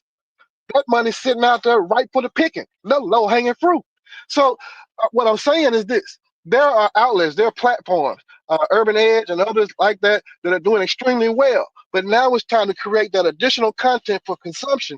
Now there needs to be these media and PR firms that come in and say, hey, let us represent you as a coach or assistant coach or whatever, and let us build your profile and put that positive energy into the marketplace and represent and develop and build your name and have some consistency. And that matters. We just saw it. They mentioned Travis Hunter so much in this season. He was a contender for the Heisman. The same thing happened when Steve McNair was playing at Alcorn. They mentioned his name so much that he was a contender for the Heisman. So what I'm saying is this: we can't half-ass and expect the world to give us gold when we hadn't even fulfilled our obligation by paying for what we want. If you want something nice, you go out and work and you pay, you earn it. You want more attention, you want the respect, we have to pay for the market, and we have to pay for that. And I understand some people are saying, well, you shouldn't hire a celebrity coach. But if you look at your school's marketing budget and all they doing is bringing in interns and underpaying people, you're gonna get a piss poor product every time. What you gonna pay somebody $20,000 that's already a graduate student if you paying them to go on Facebook and all these free places? That's not marketing. Hey, but if you get a contract with a company that's got outlets, 32 magazines or online social spots and TV networks and all these different shows, now you end up in on The View and all these other places because you're being paid to place there to present an alternative viewpoint for the young high school athletes going into the marketplace. Hey, I want to thank you, Marco, for coming on, man. We got Chuck coming up. And Chuck, you had an echo, man. Chuck, you had an echo. Yeah, you got an echo, Chuck. Is Marco? Well, I tell Marco. Yeah. Hold on. Marco's still here. Hold on. Let me get Chuck. Chuck, fix that echo. Go ahead, Marco. Marco, I apologize for jumping off, man. I mean, my computer, my battery died on my computer. I understand. All I was saying is, look at the current transfer portal. The kids that have some NIL or have some money that's paying for PR and marketing, they get more shine right now than the kids that don't have no budget. Nobody paying for nothing. So when you pay some money out your pocket, you get what you earn. You get what you deserve because you paid for it. Versus out here banking your seat sales on free. And if you look at PV in Houston, in the Houston market, they ain't paying worth nothing in the market. And what they got, 12 fans. But then you look at all these other schools that's paying. You got Rice. They paying. I'm in Houston, so I see the difference. I see the difference when you see Sam Houston out here. We get mail at my house all the time about investing money or donating money to NIL. They got different packages you can get. Can I ask Marco? Can I ask you a question? Yeah. Why does PWI don't hire NFL guys with no experience? Why they don't hire them? And look, let me before they don't average more fans. We do. We don't. You know what I'm saying? It's because their president and their AD and their alumni support them. So we can I answer that question? We take the lazy way out of let me hire this guy that has no experience and bring him in and hope that he can come in with some type of sponsorship. So go ahead. Let me answer that. Let me answer that question. Yes. Okay. Have you seen any mail or anything from Texas Southern saying if you invest $5,000 for this player, they'll represent your brand and give you a package? No. So the PWI has become a brand in itself, is recognizable by 3 letters. You don't have to say Louisiana State University. You see LSU. So you can. Okay. So Marco, I know where you're going, right? So why be angry at me and don't be angry at the president and the AD and the board for not putting together and reaching out to our alumni and be upset at them? Why be mad at me? Because the coach is the one. The coach is on the front line. He on the front line dealing with mama, dealing with the player. The coach has to be attuned to the wind so he knows whether or not we're gonna kick a field goal from the right half or the left hash. The coach got to know what's going on here in the marketplace. The coach should be telling the AD, the president, hey man, I need y'all to increase this marketing budget. I need this, that, and third. That's what the kids looking for. Is make my job easier. I need more than $5,000 for my recruiting budget because I'm one plane ticket, a rental car, and a dinner away from not having no money to go do recruiting. So it all go hand in hand. Hey, Marco. Hold on. Yeah, go ahead, Mr. Campbell. Oh, yeah. Okay, wait a minute. I'm gonna ask you this question again. And you say, hey man, you got the BMW look like in the back. You're probably a successful brother. You all in late nuts. I'm gonna give you your respect. But how can you talk about a recruiting budget when Coach talked about Tennessee State, and because the state is not paying it and they're blaming Tennessee State? How can I have a recruiting budget of $100,000 when I'm trying to make sure that students are graduating? How can you blame the coach and the athletic department on that when I'm underfunded by $1 billion? I'm not blaming the coach, but what I'm saying is the coach has some responsibility, and we don't know if the coach is out here fighting that battle behind closed doors. We don't know that. But what I'm saying is, if you look at the marketing budget as a school as a whole, you just pick one. I don't care which one you pick any of them. I'm trying to get, so you're saying because I want to get to your point. So you're saying because Michael Vick brings a cachet that he's going to bring marketing dollars that an average coach would not bring. Is that what your point is? Because I'm trying to make sure I understand your point. What I'm saying is what you gonna get from Vic with the same energy, the same effort that you put into Odom is different because Vic has a celebrity that's going to demand a certain thing. You could have got the same result with Odom there if you increased your marketing budget, and if like I said, we can make our own celebrities. If you pay a PR company that's attached to the right TV shows and networks and publications, they'll have you out here flying all over the world. It's saying like when people put out a book and they say it's part of the New York Times bestseller list. That don't mean they sold any books. Well, that means it was paid for by the Marco. Hey, Marco, we got to get to another card. All right, go ahead. I got what you're saying. I appreciate what you're saying. And we need to probably get to another caller. All right, go ahead, Chuck. Okay, let me see. Let me get the selfie here. Well, you got pictures tonight, Rocky. Okay, all right. Can you all hear me? Yes, sir. Yeah, Coach Cole. Yeah, good evening to you three. My question is, I know you I know you're a graduate of Texas Southern, and your brother's a graduate of University of Nebraska. How was it for you all? I know you being an HBCU alum, his being from what you all call PWI. How did they treat your brother during the time? He played at Nebraska under Dr. Tom Osborne, legendary coach, and just how did he was the opportunities available for him before yourself? I'm just curious about that. Yeah, well, I just want to know. Well, our careers are on two different levels. He's in front of me by about 7 years. So I felt at the time, or we felt at the time, that he had more. And during those days, it was about how long you've been coaching, where you've been, and what you've done. You know what I mean? Okay. And at that time, I didn't feel that I was even ready to be a head football coach. So when that happened, we pushed him. But the great thing about it is I came from the HBCU realm, and he came from the PWI realm. So it made a great marriage. And I think a lot of that has to do with our success at those schools as we got together and matriculated through the HBCU arena. That's interesting, and it's great this is an interesting discussion because it shows that we're all not the same. Here's one of the things, Chuck. And again, man, I didn't start this out to be a hater on Mike Vick, but nobody here is talking about his resume. What makes him gonna be, besides he was a great football player, he went to Virginia Tech, and he went. Awesome. So my experience, and I'm looking through the realm back 40 years of these celebrity coaches coming in. And only one thing, the difference between now and then is that we got the media behind it. And I got that. Yeah. And I understand the financial thing that, that they may think he brings.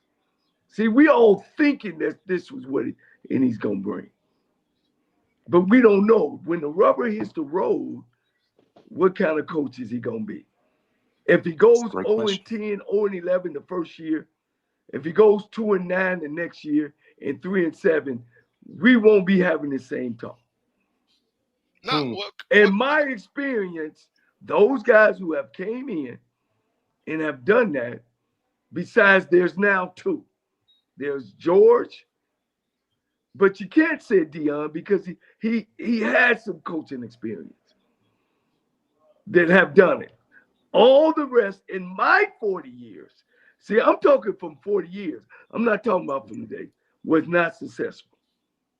And all the money and all the attention that we all are guessing that he's going to bring, we'll see.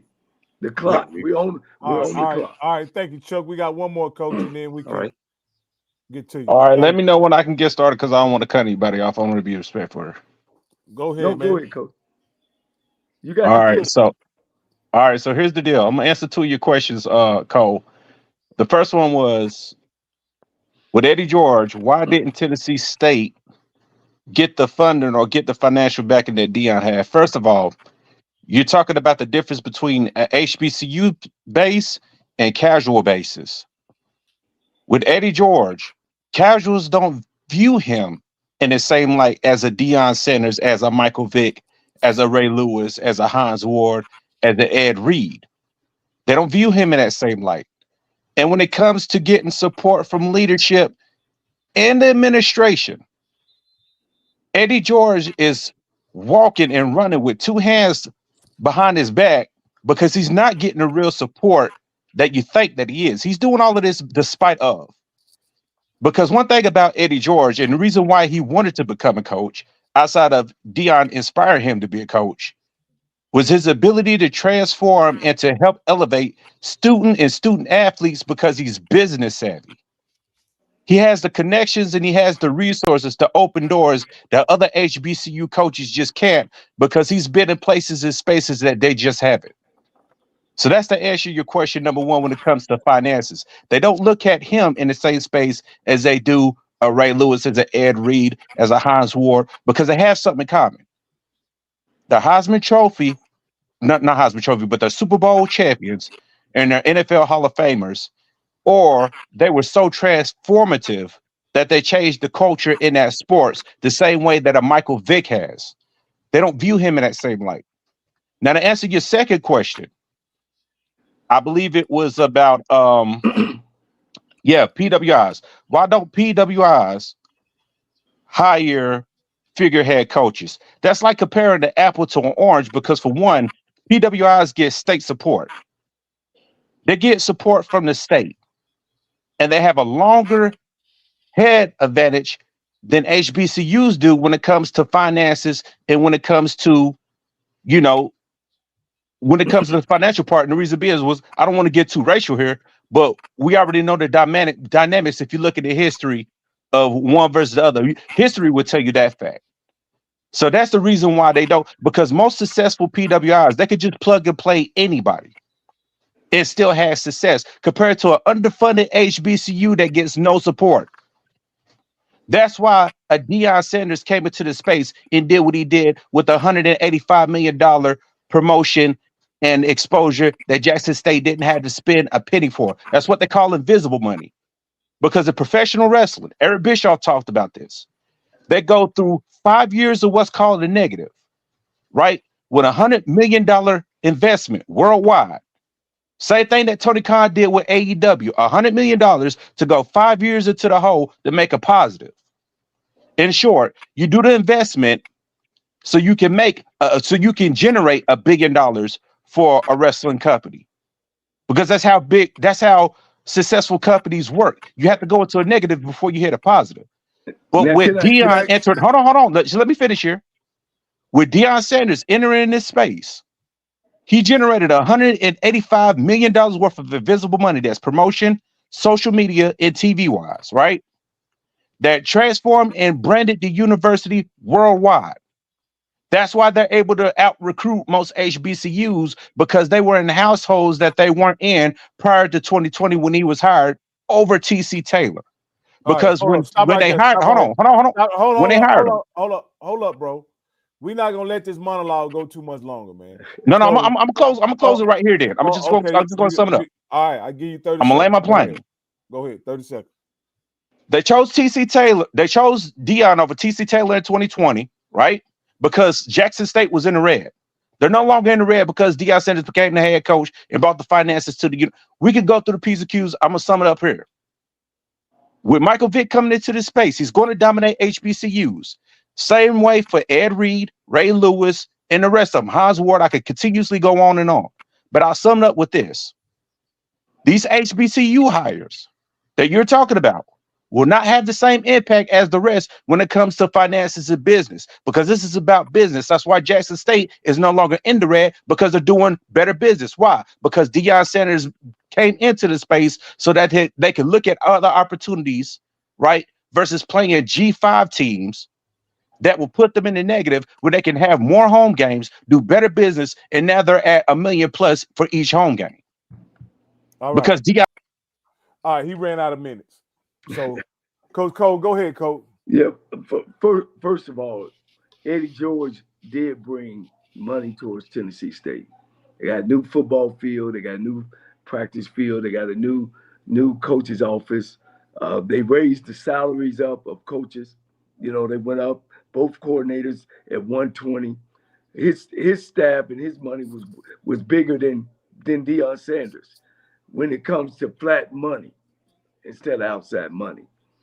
PWIs, I'm not just talking about the big ones, the SECs. I'm talking about 1AA schools don't hire black colleges. And we average more fans, we make more money.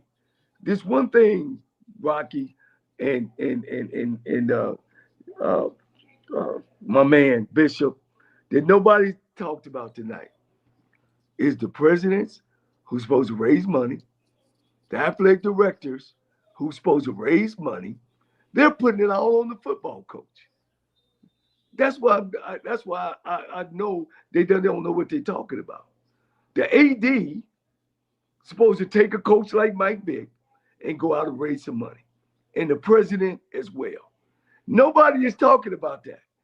We're thinking that, oh man, let's hire Ed Reed and let's hire these guys, bring them into our school, and all the answers gonna be there. It ain't, coach. It ain't. And if they don't come in, which I'm gonna say, out of 10 NFL coaches that'll come in our league and come in and coach football, they're not going to win.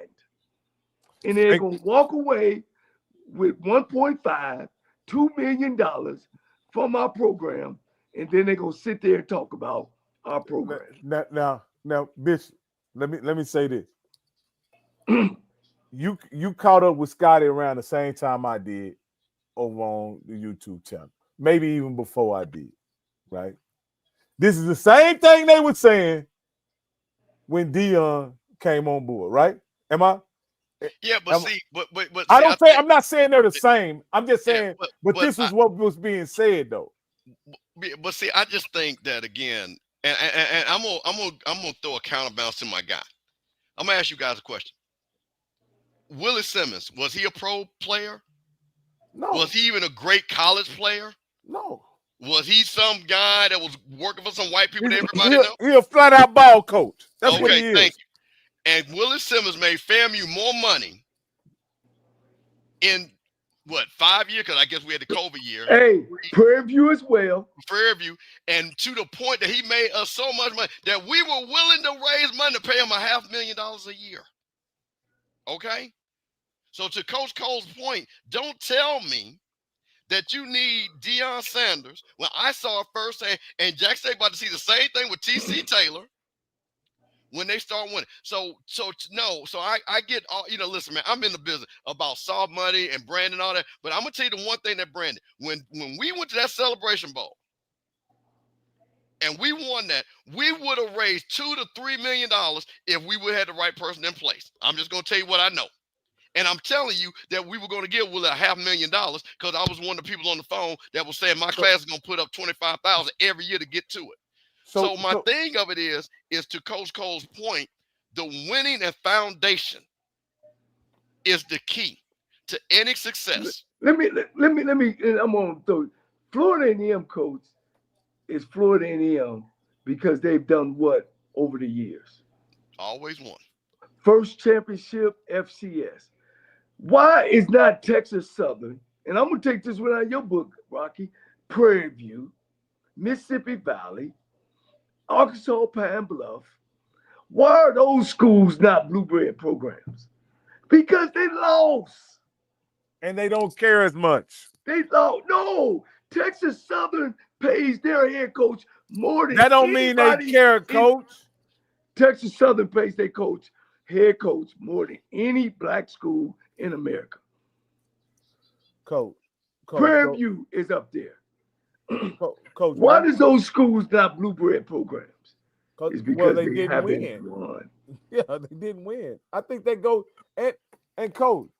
If you come accustomed to winning, there's an expectation of winning, and then people realize how valuable winning is. If people have never so won, here's my question, Coach Rocky. This is my question. Yeah, he bring his status with him, but does he know how to coach a winning program? That's what you Coach, that's what you care about. That's not why they hiring Mike Vick, Coach. Coach, like I told you last night, if anybody says they know Mike Vick is gonna win, they are lying. They have no idea what kind of coach he's gonna be. They're just lying. So what I'm saying is, then they need to look at the president. They need to look at the athletic director of saying, why are we taking this chance and paying this guy to do your job? Coach, let me ask you this here, Coach. Coach, you got to realize they went and stole Southern's coach, installed him for the past 4 years, and we know what the outcome was. Right. That makes sense. Them going and stealing Southern's coach created a vacuum at Southern, which it hasn't been filled up to this point. Terrence Graves may have filled it, right? But it did create a vacuum, correct? Right. There is not a surplus of great coaches out there. Even you say that, Coach. You say only 25% of coaches are winners. You're right. How about that? So, Coach, this is what I say. And you know, Coach, me and you disagree, but for the most part, we agree. And I'll say this: if a winning coach, a practitioner coach, goes in and wins, he won't have no problem keeping the job with it. If Odom had won, Vic wouldn't have no opportunity with it. Right. They're not firing competent coaches and then installing celebrities, Coach. They're firing coaches who failed, and then they're trying to find a better way of how to get the winning part done. But at the very least, they don't want to hire another guy because guess what? They could go steal Chennis Barrett, Coach. They could go steal Chennis Barrett from South Carolina State, right? But would that guarantee them winning? I'll ask Campbell that. He's a historian. Would that guarantee Norfolk winning? Well, hold on. I will say this. Them taking Chennis Barrett, I will put more money on him being a winner than Michael Vick. Now, that I'll tell you that 100%. Because coaching is coaching.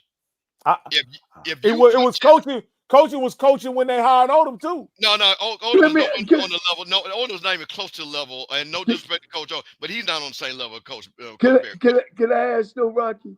Yes. Why does PWIs don't do it? Why they don't do it?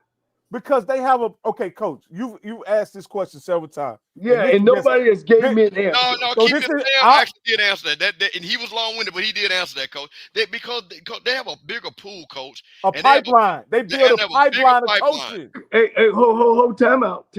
Now we're not talking about the SEC. We're not talking about FBS at all. We're talking about FCS schools. What FCS schools does it? Coach, let me tell you this. There's a gentleman that he was coaching at Texas State, and he actually beat Jackson State one year. They Division I.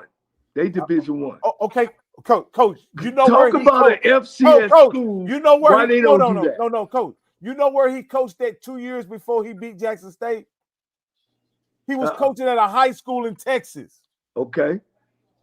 I think his last name is Joe Barry Kenny.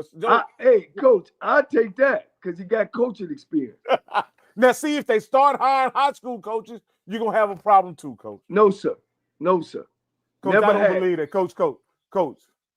I believe if they hire Coach Sample from Duncanville, or Coach or the guy from South Oak Cliff, Coach Todd, I think you guys who have been in coaching will still have a problem with that, because you'll say they don't have no college coaching experience. They just the ones that state championships in high school. They want those guys don't even coach. Check this out. You know what I'm gonna say? I have a problem if you didn't come from an HBCU school. Yeah. Coach, my point is, y'all don't even go hire those guys on your staffs to get the players. You're not hiring Coach Sample. You're not hiring Coach Todd. You're not hiring Coach Mathis.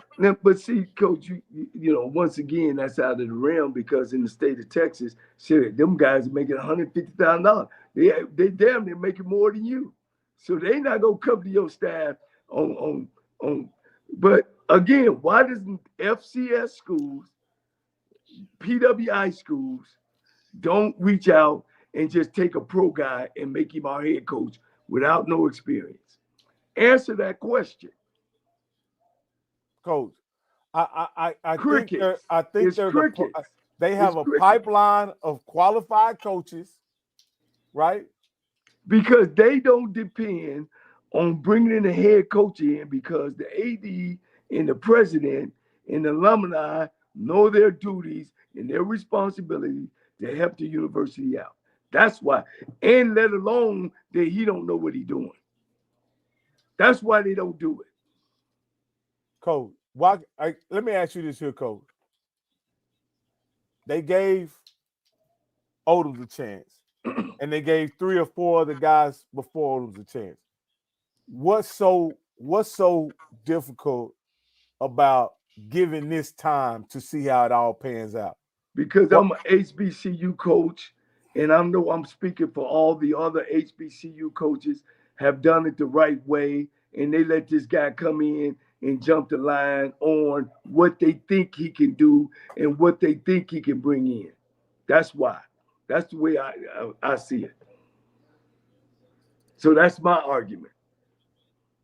Right? Hey, Coach, let me ask you this question. And you ain't got to say this. I want and you, Coach Chairman, you talk to a lot of coaches. Overall, how do the coaching fraternity feel about these celebrity hires? I'm glad you asked, Coach. I am their voice. Okay. From Deion Sanders to all of them. They feel that they're robbed. They feel that it's not right. And they won't talk because they still grinding. And they shouldn't. They should. They don't want to talk. So I'm talking for them. I talk to them off the cuff. You know what I'm saying? And they hate it. They don't think it's right. They don't think it's fair. They don't think that, man, I'm trying to do it the right way. It's every time. And Rocky, you probably don't know this, and my audience probably don't know this, is it's hard being a black coach. And every time we get where we want to be or trying to get, they always move the marker. What am I saying? When I was a young coach in the 80s, they say, cut your hair, wear slacks, be professional.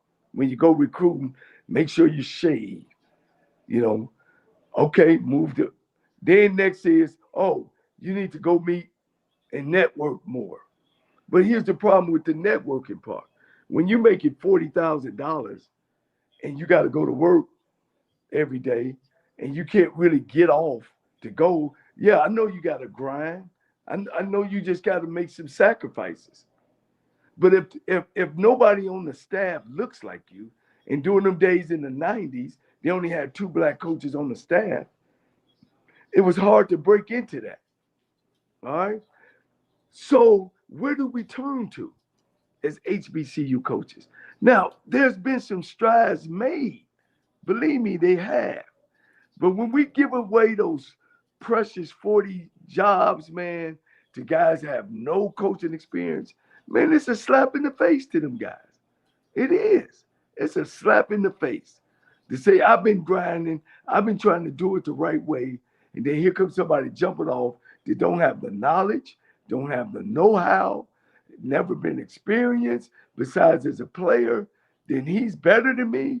And I've chosen to go to this HBCU school, and he's chosen to go somewhere else and make money for them and never give money back to us. Then now he's got the job that I've been working for all my career. Yeah, and I just wanted to say, Blue is right. He did build a program at Incarnate Word, but he also was the head coach at, I don't want to say Kilmer. I can't think of the name of the high school, but he was a high school coach before he was a college coach. That's all that's the only point I was making. He was a high school head coach before he was a college coach. But Blue is correct. My bad. Right. But no, man, we need to bring it on down.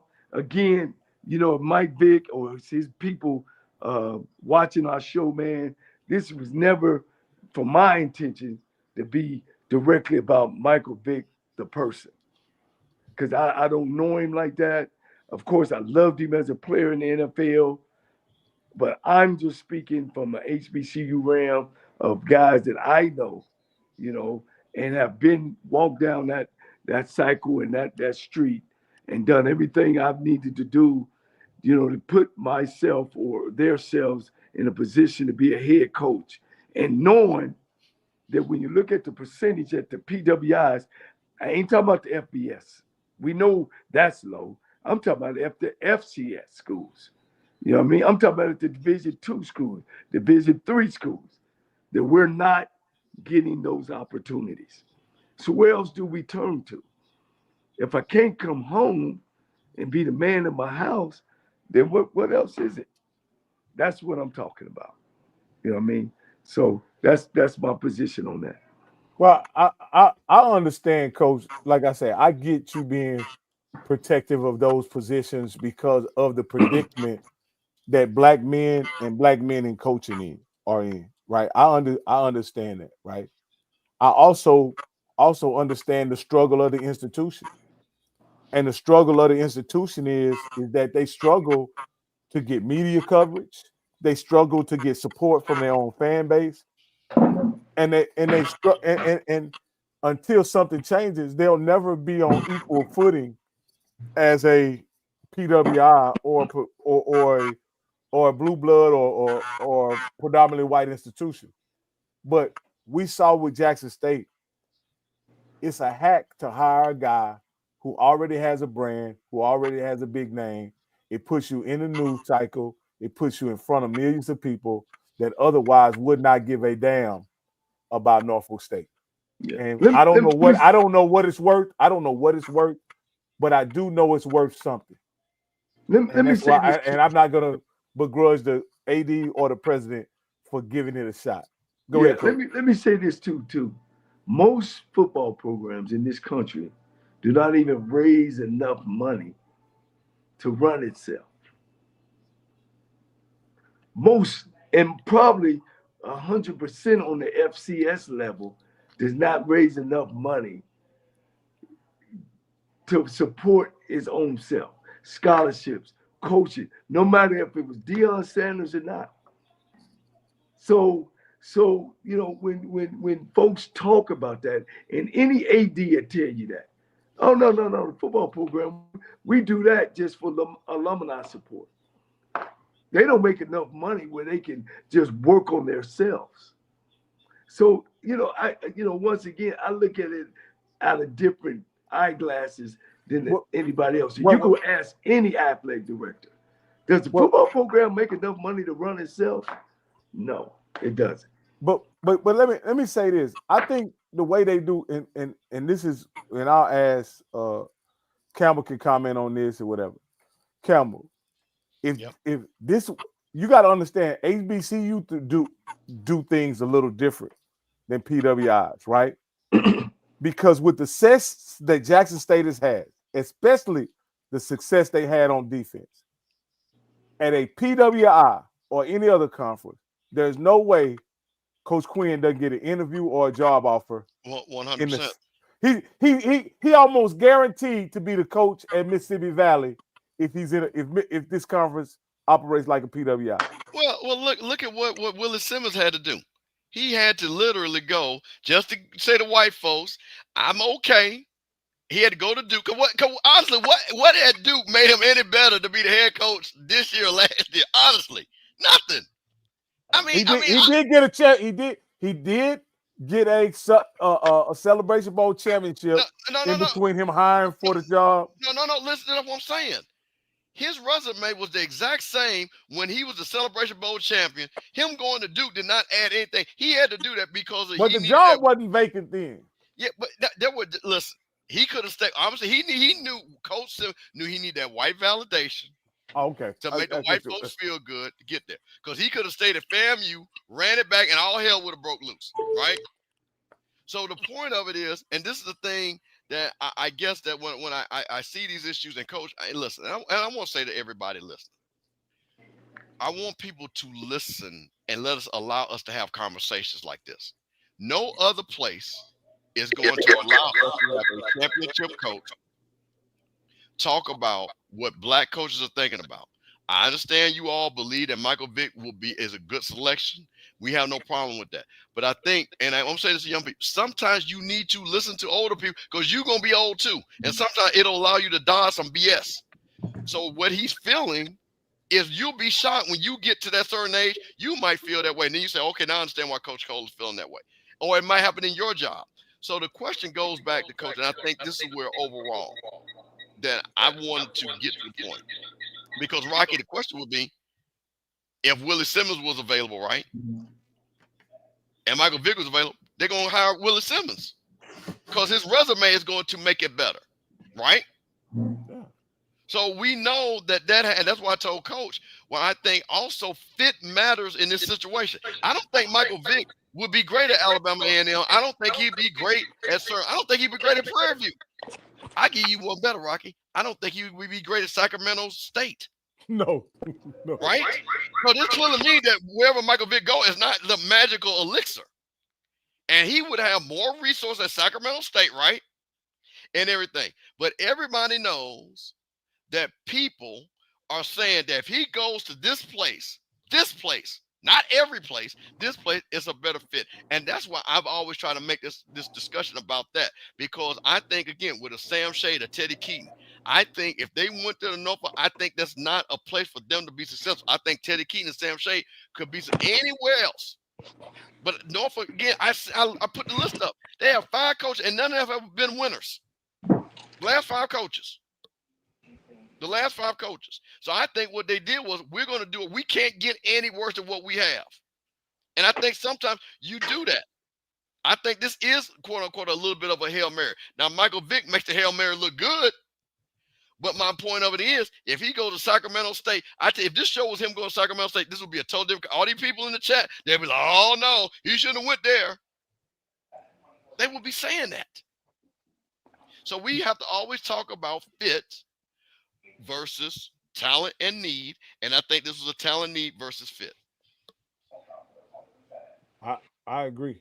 Coach, you have anything?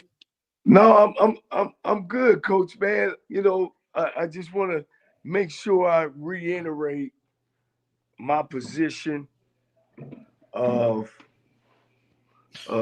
this hire, my conversation when I'm for HBCU, Coach. It ain't gonna ever change.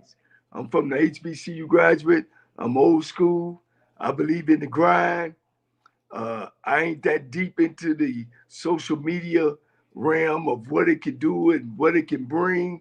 And I know this, Coach and Bishop, you got to win, baby. You got to win. Yeah, well, listen, and listen, and it's the same thing. Hey, well, listen, hold on, and I'm gonna use the example.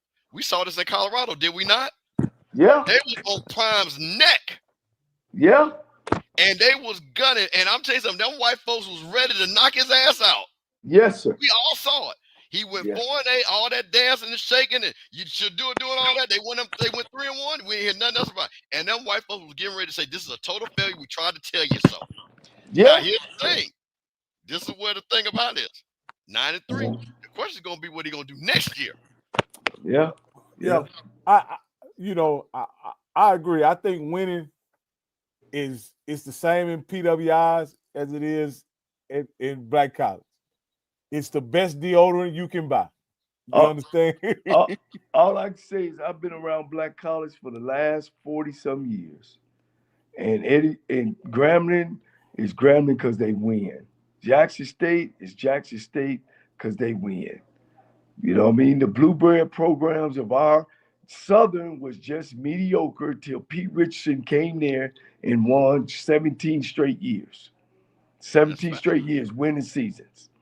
Tennessee State was great when my man before LC came. They had fell off until LC came and won 2 Value championships. Alabama State was dead. After Markham, it was dead. Till LC Cole came there and won at Alabama State in the early 2000s. You can ask Barlow of Greg. You can ask Eddie Robinson. Jackson State had fell off, as well as Florida A&M. And you can attest to that, Campbell, when they fired my man and they fell off. Was a band school again. Thank you, Coach. I'm glad you're being truthful about it. Oh, no, we know. Listen, bro, we was 1-10 before Willie got there. And Florida A&M, because they're a Blueberry, they used to win it. Did they go hard? Did they go hire a professional player? No. They went hard Billy Joe to make them win. Then they made a mistake, and then they went hard winning coaches. All those coaches. Grambling, look at Grambling. All right? They hired Doug Williams after Eddie. He won championships. They hired Melvin Spears, championships. They hired Fobb, championships. They fell off. Oh, I'm sorry. And they hired Broadway, championships.